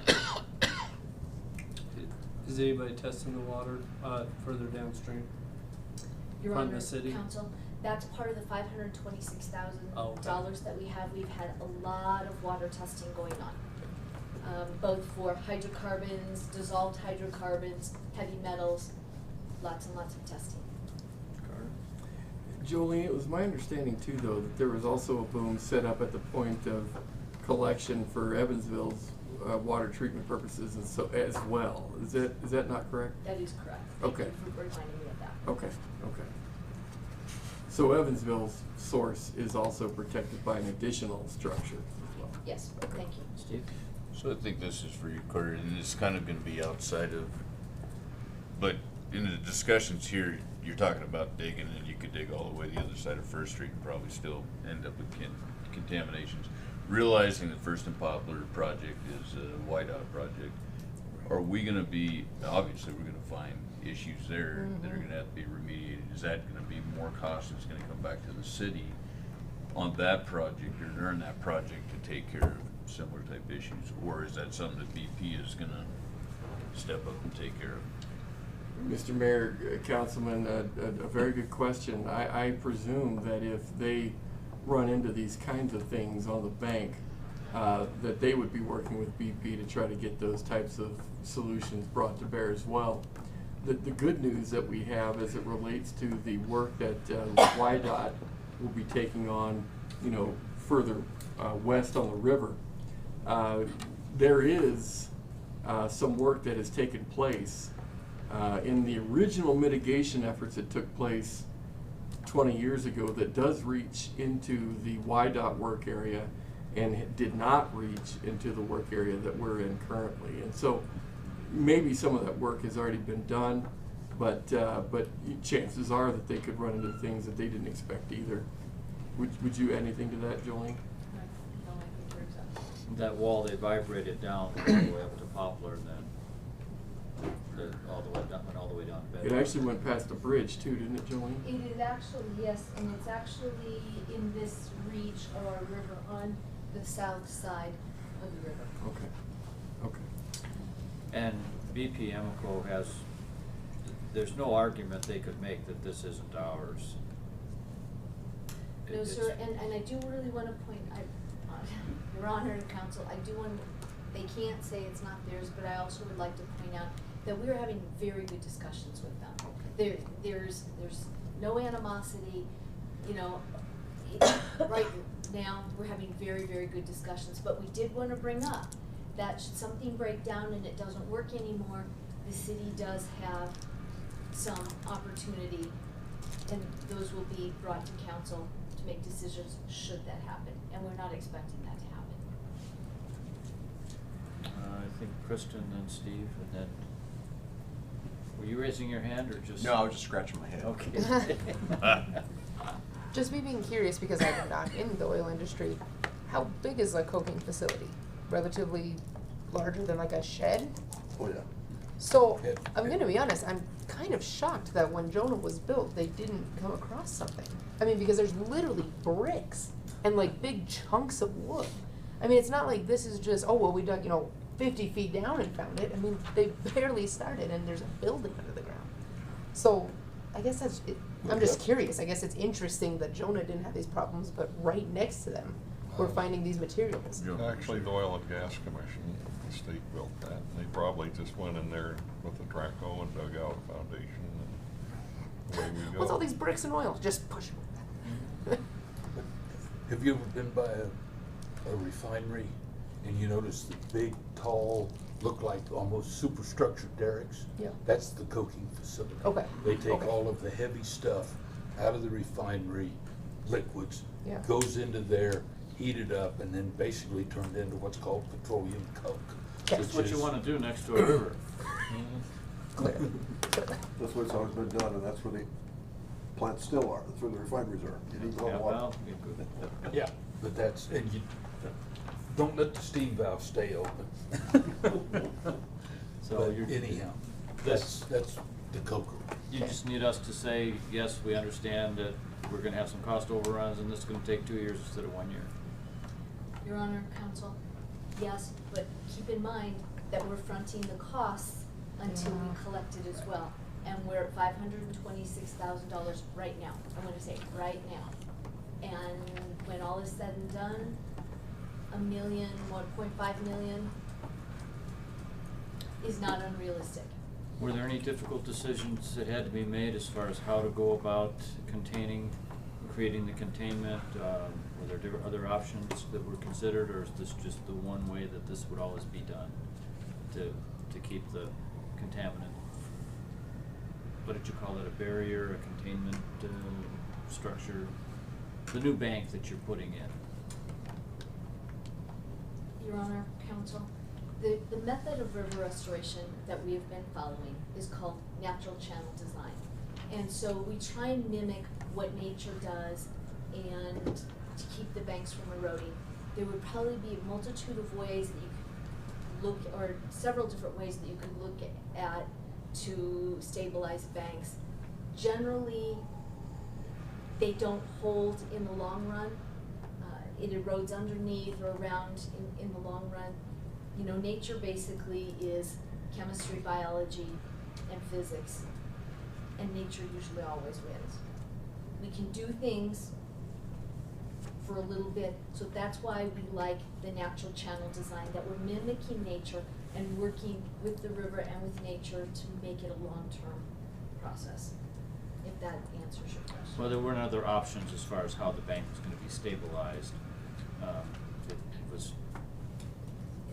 Your Honor, Counsel, this was what the DEQ and our environmental consultants and our design consultants came to, that this is going to be probably best for what we're dealing with here right now. any other questions for Jolene? Steve? The big thing I would suggest, and I think you brought it up as well, is that we probably ought to be letting BP know, and potentially YDOT as well, that if they're gonna do the bridge, they need to be aware of this, and BP needs to be aware of this, so that it's all kind of wrapped up together. I think we owe that to both YDOT and BP to let them know that the issues that we've run into, so they can be going into it with open eyes. And none of this was found when we did the put the trail along this the is river crazy. either, it was contaminant? Your Honor, Counsel, I don't know. Okay. I was not part of when they put the trail. Cause it sounds like it's not far below the surface, and all you'd have to do is a couple shovelfuls and there it is, from what you're describing. It actually goes back to Standard Oil. The first owners of, that's probably when a lot of this stuff was built, Yeah. 1910. Yeah. Yeah, I was gonna say, I don't remember BP having coke. Oh, in the no, older no. form. Yeah. BP never So had it had anything to with be it. a long time ago. It was probably done in Standard Oil days. Any other questions for Jolene? Any concerns about what she's suggesting? We're gonna front this money and hope we get it all back, and it's gotta be done anyway. It would've, if it wasn't us, it would've been somebody later to fix this problem, so. Everybody okay? All right, thanks, Jolene.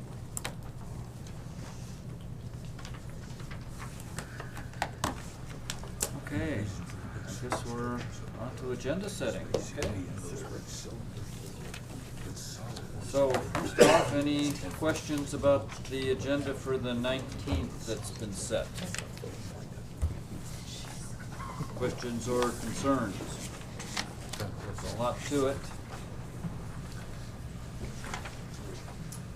Great. It's gonna be a long one. Give you all just a second to look through it before we go on. Holy moly. Well, this would probably go along, because we're talking about our next work session.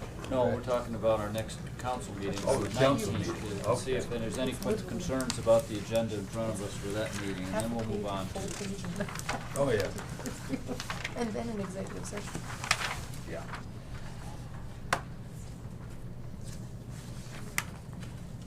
Probably the largest agenda we've seen. Right? That's a no dinner kind of Tuesday. At least a lot of words. 2 lunches, 0 dinners. Yep. Everything on the second page will be on consent, right? With the memo of understanding with the Hogadon Night Skiing Project, who are we entering into the memo of understanding with? Mr. Mayor, that would be the Hogadon Lighting Project, which is a 501c3. Oh, it is, okay, Yeah. so they're all formally set up. Correct, correct. And That's right. briefly and offhand, Carter, do you have any idea when that's gonna come to fruition? Is that this year, next year? We really anticipate, Mr. Mayor, Councilman, that project should be able to give us some benefit, or the skiers some benefit, by the beginning of next year, beginning calendar year. Beginning of, January. in January? 2020. January 2020? That's what we're hopeful of. Okay, so Yeah. this ski season. Again? This- This season, yes. Okay. That's the plan. Yeah.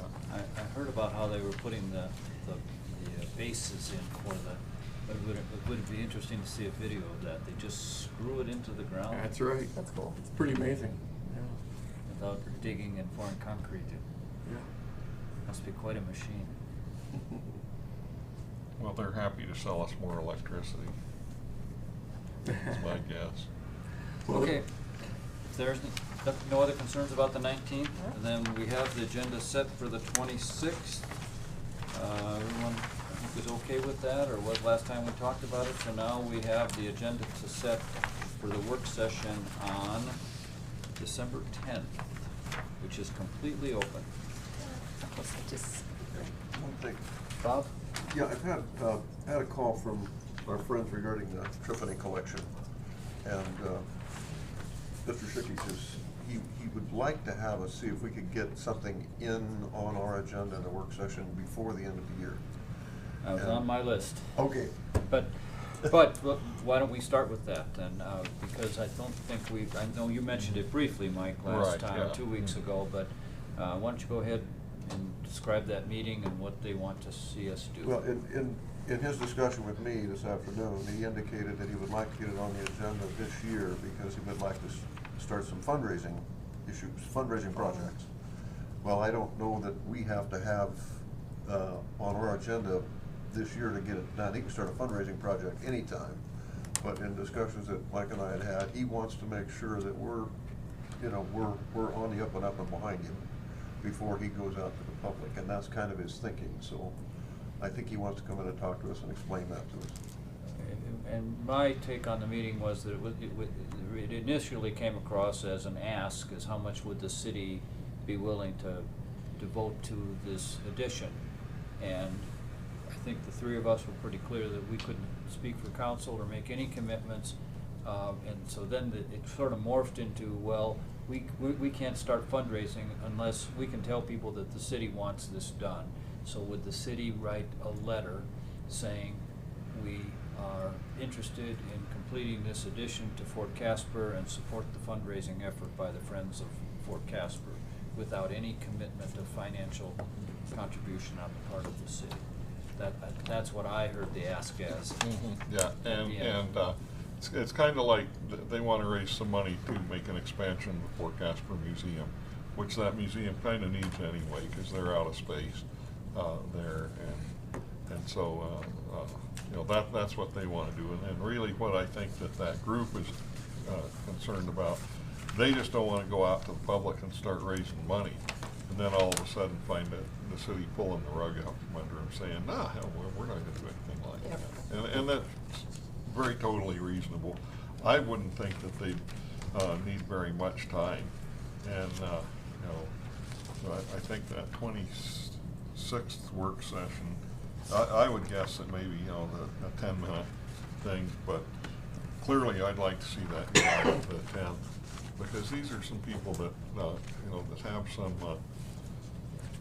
this group there was a sort of an ad hoc group meeting at Mike Schick's office, and there's some people that have some horsepower and some interest in raising some money, not just for the single purpose of the Tripoli collection, but to to address the needs at the Fort Casper Museum.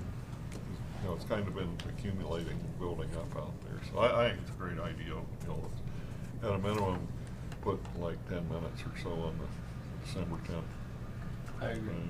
Everybody okay with that? The thing I would want to make sure that they don't change that into, and we're asking the city to put X number of dollars into the 2021 budget, because we're just not going to be in a position to make that kind of commitment.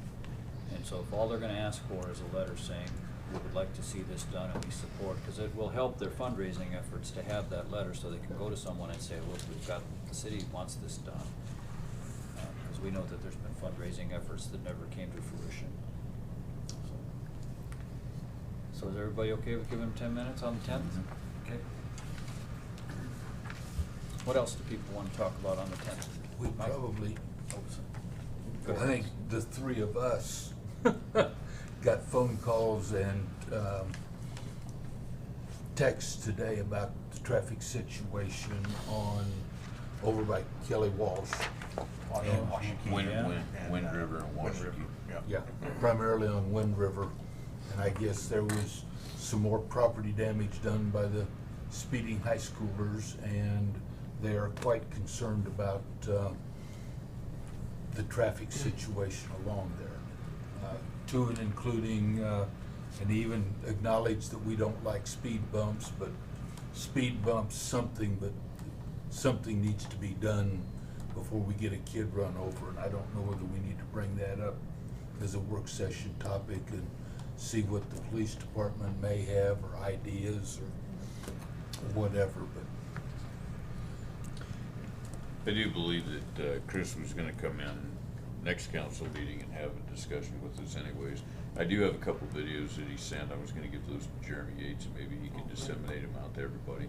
But it was basically a high school kid coming down Wind River and lost control a couple days ago and ended up taking out a car or something, or some shrubs or something like that. So, but it seems like it's an annual occurrence where somebody has to go through there and destroy property on Wind River from their driving. And so, and to reiterate, Chris did say that, you know, he knows that we're against speed bumps and realizing that snow plows and whatnot don't like them either, but it's just at a point up there that something needs to be done. And he mentioned we don't plow that street. Yeah. Did we say Wind River and Washakie? Is that what? Well, that's where Chris lives, in Washington and Wind River, but and that's where the accident took place, I guess, was right there, but it was on Wind River itself. How would you recommend we proceed on this? Carter, you wanna We talk with the chief about this? Absolutely, we can take this up and talk at an operational level, both public services and PD, and if you don't mind sending that video along, we can reproduce that for everybody to look at, and we could bring recommendations forward to a work session topic if it would please the council. Everybody okay with that? Maybe set aside 10 minutes for that, do you think, or? Okay. All right. When would you like to? Well, can you do it by the 10th? Oh, yeah. All right, Bet. let's do it on the 10th. Perfect. We can do it. Other topics of interest for the 10th? Which one of the three of us want to send something to Chris to let him know that we're gonna have Chris it? texted me, just asked me to give him a call tonight. Oh, okay. After the meeting, so I said I could, so I'll give him a call. Very good. Other topics for the 10th, Mike? Well, something that I would like to get on our agenda, you know, when we had that presentation from that transportation study group about, you know, future transportation routes and all that around town, I would like to, you know, to invite them back and to sit down at a work session with them. And I might be the only person in the world that was concerned about this, but I was deeply concerned that they had abandoned the idea of a connection from Wyoming Boulevard on out to Hat 6, because I think that absolutely just chokes any eastward growth of the city of Casper.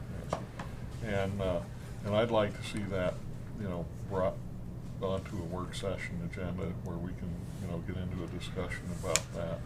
I thought some of the comments that were made, well, I don't want to get into talking about that right now, but I'd like to see us, you know, bring that on as a work session thing, because I think if we don't talk about, you know, arterial traffic planning and traffic flow and everybody, I don't think anybody's going to. So, Bob, isn't I that don't still know if that's on the best. YDOT's long-range planning to do that?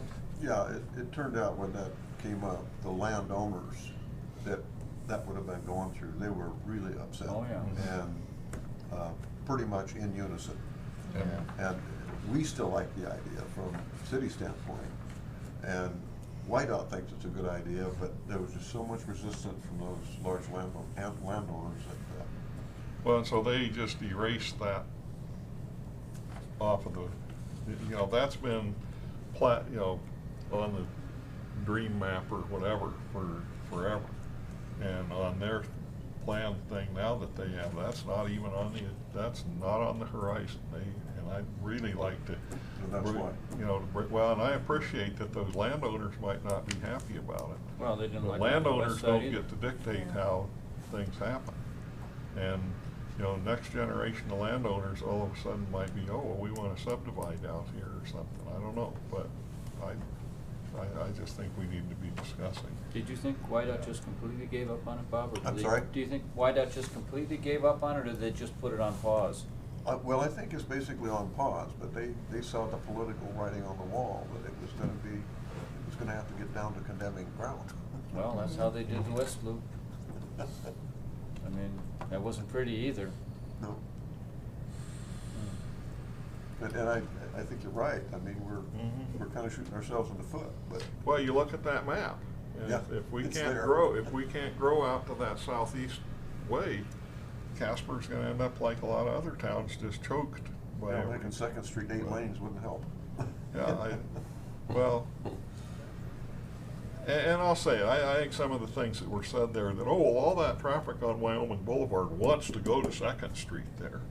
No, that was an absurd statement by the person who made that. But I'd just like to see that brought back onto the agenda. And, because I was really disappointed that YDOT just erased that off of their map. You know, it wasn't paused or anything, it was just, it wasn't on the map anymore. Did we formally approve that plan already? Mr. Mayor, what I'd like to do is check in with staff and see where we are. That was the long-range transportation plan that was being funneled through MPO and so on, that of course YDOT was a part of. Yeah. It's very easy to have a follow-up discussion with this group. If you wouldn't mind, give me a little bit of time to figure out what the right date would be to get those guys back and have that concerted discussion. And that I can bring a date back to you to suggest for a calendar. That'd be fine with me. Perspective. Okay. Yeah, we'll do that. We'll do that. A conversation I would be interested in starting, assuming that some of you share this, is I'd like to talk a little bit about Hogadon long range. And many of you have heard me say that I would like us to consider following the event center model with Hogadon. And I don't know where that discussion would go, if it's feasible, but I'd like to at least start looking into that possibility to privatize. And I think the reason I think it's a possibility is it never was possible with the facilities that we had. Yeah. But they're all in good shape now, other than the lift, and maybe there's some possibility that we could follow that model and do something similar where there's an incentive to reduce the subsidy over time and allow a private operator to have at it. And if we look at it and we say it's not feasible, we need to keep operating it the way we have, fair enough. But I'd like to at least look at it. And I don't know where we would start that, when we would start that discussion, Carter, or if you have any reaction to the idea. I do. Mr. Mayor, I would suggest that staff be given a little opportunity to prepare some thoughts for your evaluation. I would tell you, we probably want to look at it at the turn of the year, because I'd like the luxury of time, if I could, to develop some of the thoughts a little more fully, and then bring back some ideas and conversation starters, if you will, on the matter. Maybe in January, if it's. We'll just put it on the list then, Okay. potential topics. Mr. Mayor, if I might suggest, if we're gonna have that kind of a discussion, and I'm trying to figure out how to say this best, I think everything, it should be somewhat of a wide open discussion. Not just, quote, privatizing, but also looking at the model of how things are being run there. Because as I think most all of you have heard me say, if you were to design a system, if you were to set up a model for a small ski area to lose money, the city of Casper took the 10 commandments and used them as the 10 suggestions. And it's farmed out every money-making opportunity that there is. Because you make money selling food and beverage, you make money with your ski rentals. You lose money turning the chair. And so that's why I'm saying that I would want to have, you know, a full discussion of all of those things. And it might be that we end up finding out that, well, the way that it is just the best way that there is. You know. Because the master plan that we developed, that we adopted in 2012 was all about facilities and upgrading facilities, because that was the problem. They were decrepit, they were in horrible shape, and we weren't gonna continue to operate with those facilities. So we got that part fixed. Maybe it's time now to look at how are we operating it, and is there a better way? And I agree, just a complete open-ended discussion of how could we do this. Open-ended, but one thing being off the table, and that would be closing. Yes. How about selling it? If we made enough money. Anything's for sale for enough money. That's right. All right, and then I'm gonna bring this up one more time and see if there's, because we still do have time on the 10th, if there isn't anything else. And if there's 4 thumbs down, we let it go and I won't bring it up again. But this is your favorite subject, Bob. But I'd like to point out to you a couple of things. I'll give you an example. There's an open lot across the street from the 1224 Club on Center and 5th that has been an open lot since we moved here in 1989. I'm not sure who owns that lot, but it's obviously someone who has no interest or need to do anything with it. And it may be empty lot for another 30 years, which is their right, but I think we have a tax structure in place that permits that and encourages that. Land speculation with no intent to develop.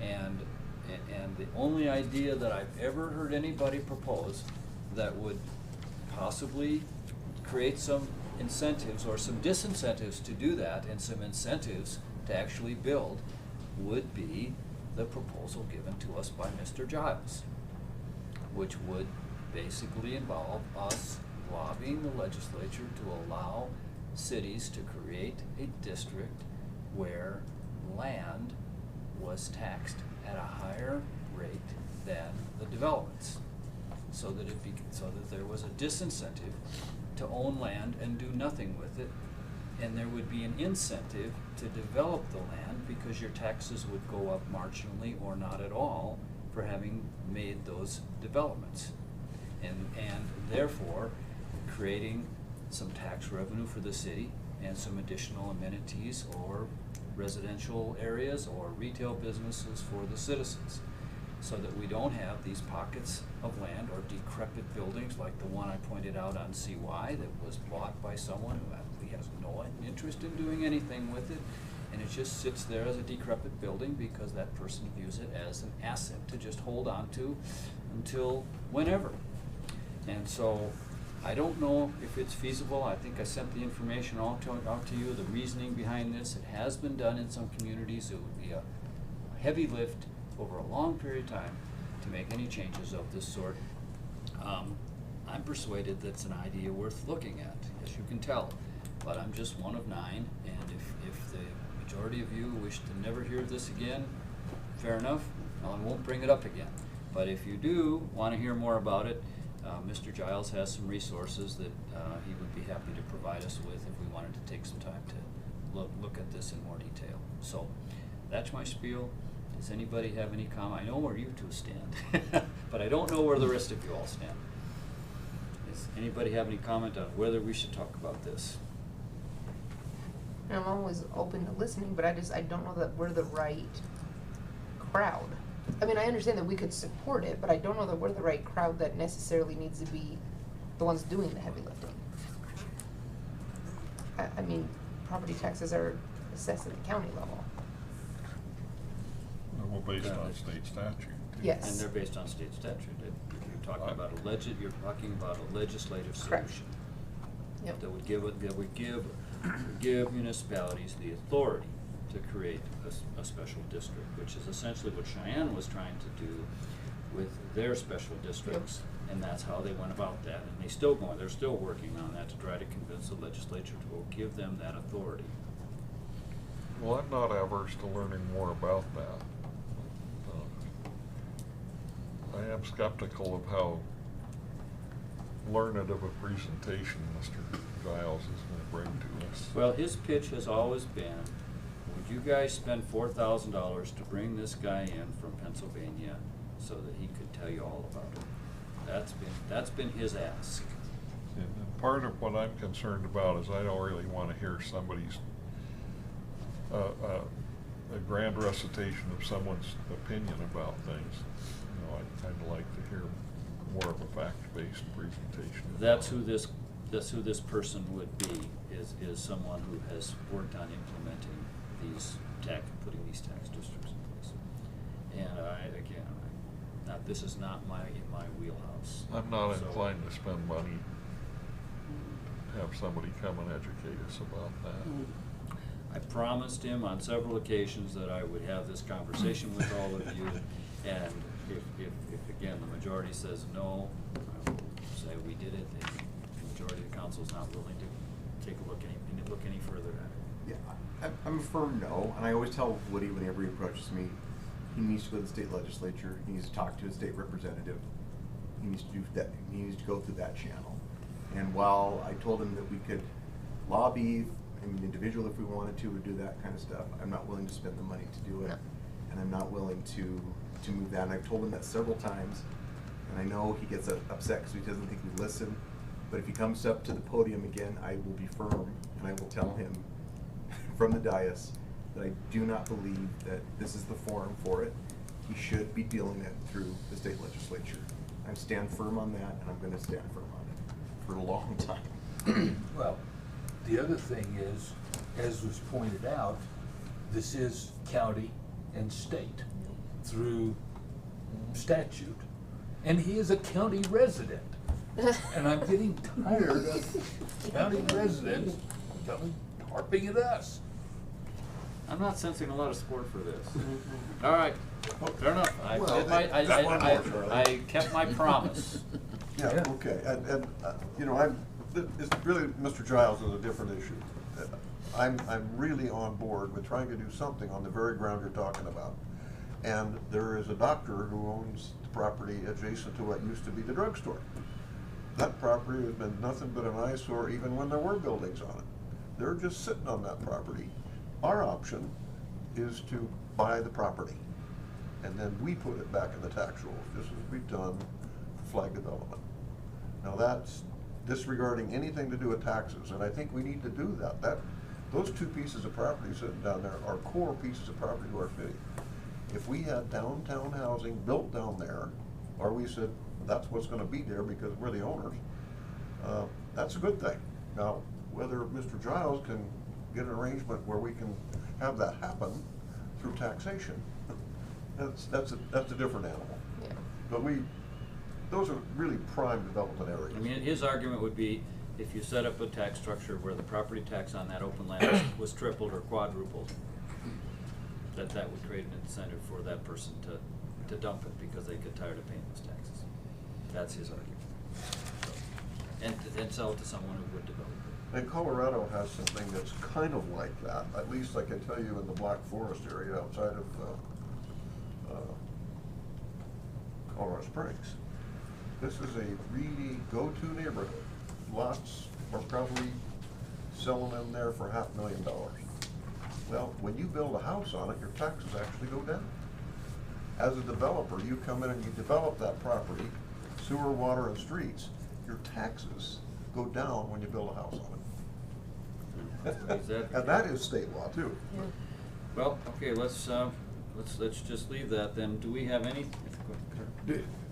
One thing that we did not put on the proposed items list would be a discussion on utilities and utility rates, which we typically have toward the end of the year. Would council be okay with doing that on the 10th? I think we have time available. We don't have Yep. much going on the 10th right now. So is everybody okay with that? Which utilities are you talking about? Mr. Mayor, Councilman, you would see an analysis on all of them. Because what I was interested in is like the water, for example, we don't know what the Joint Powers Water Board is going to do as far as rates are concerned. That's why I was asking, but yeah, we That would have be a control critical over component. Sam Hobbs and, Yep. the landfill and all of that. Absolutely. Go overall. And I'm not necessarily suggesting that that would indicate a need to raise rates in all those enterprises. Oh, yeah. But you'd at least get the analysis. Oh, yeah, that'd be fine, yeah. And that's, and for those of us, that's something that we may want to push as well at the meeting next week. The Joint Powers Water Board is to go ahead and start that process there as well as to what we're going to do. So then that can be pushed into our discussions then come late January, early February, coming up on budget. Right. Exactly. We agreed to do this incrementally rather than wait until we have to do a big increase all at once. Have the charges basically track the gradual increase in costs. And did you? I don't have a question about that, I agree with it, but I don't know if this is premature to talk about regarding the parking garage or parking space. I walked through the parking garage and the first 100 spaces you can park at. I was looking at the signs there and just how, I don't even know when those signs were put in, but they're terrible. I mean, if you walk and go look at any of the signs, they're terrible. But anyways, I just was wondering if it would be premature because we talked about the rates at the garage for employees and if that would be too soon for the 10th or would there be time for that, or if you guys would be willing to put that on there or a later date. Mr. Mayor, if I could say, dovetail with what Councilman Bates is bringing up, I have had a meeting, a very helpful meeting with members of the Downtown Business Association, and they have suggestions that are very similar to that, as well as suggestions that would relate to ordinance changes pertaining to actual parking ticket fees. That in lieu of meters. In lieu of meters, that's right. That's right. So if council's open to that conversation, I'd sure like to tag on to that with these conversations as well. Is 4 weeks enough time to? It would be for us, I think, yeah. Should we put that on the agenda for the 10th? Because we did talk about what Ken's suggesting, adjusting the rates so that people had incentives to use the garage. Yeah, Okay, well, all right. Is that enough for the 10th, do you think, everyone? Yeah. Okay.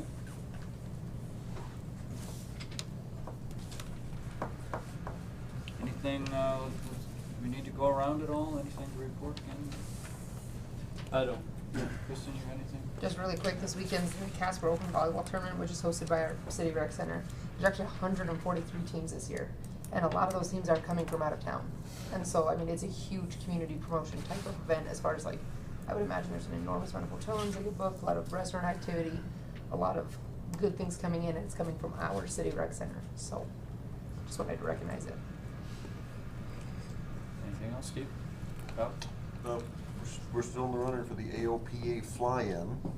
We should know, well, I don't know that we'll find out within a month, but it's a pretty big deal for Casper.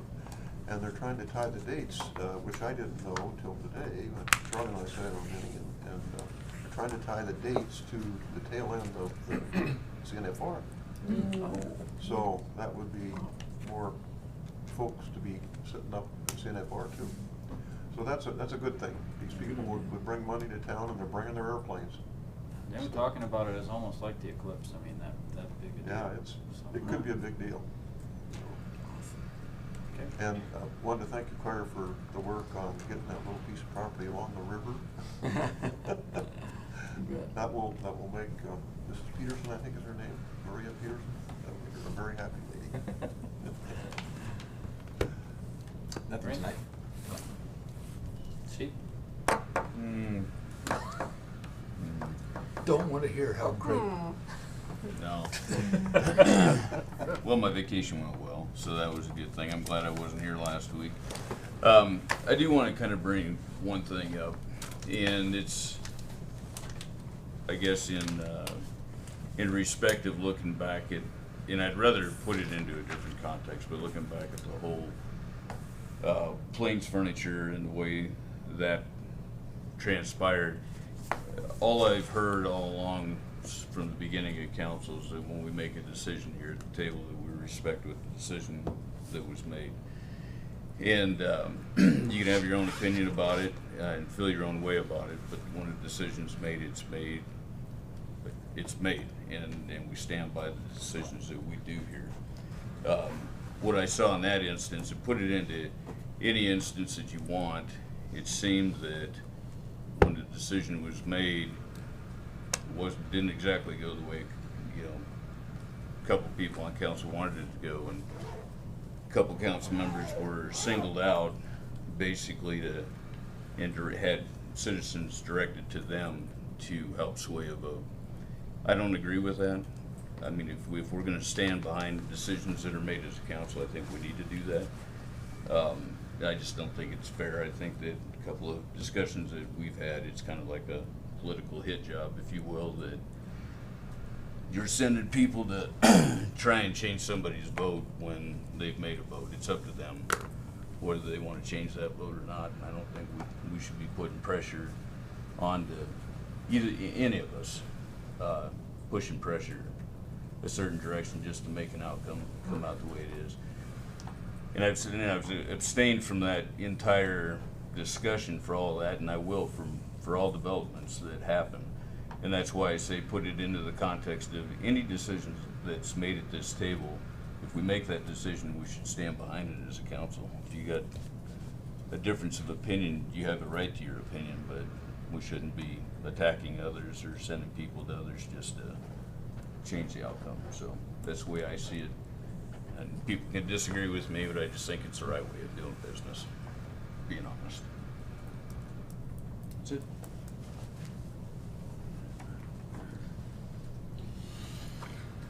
I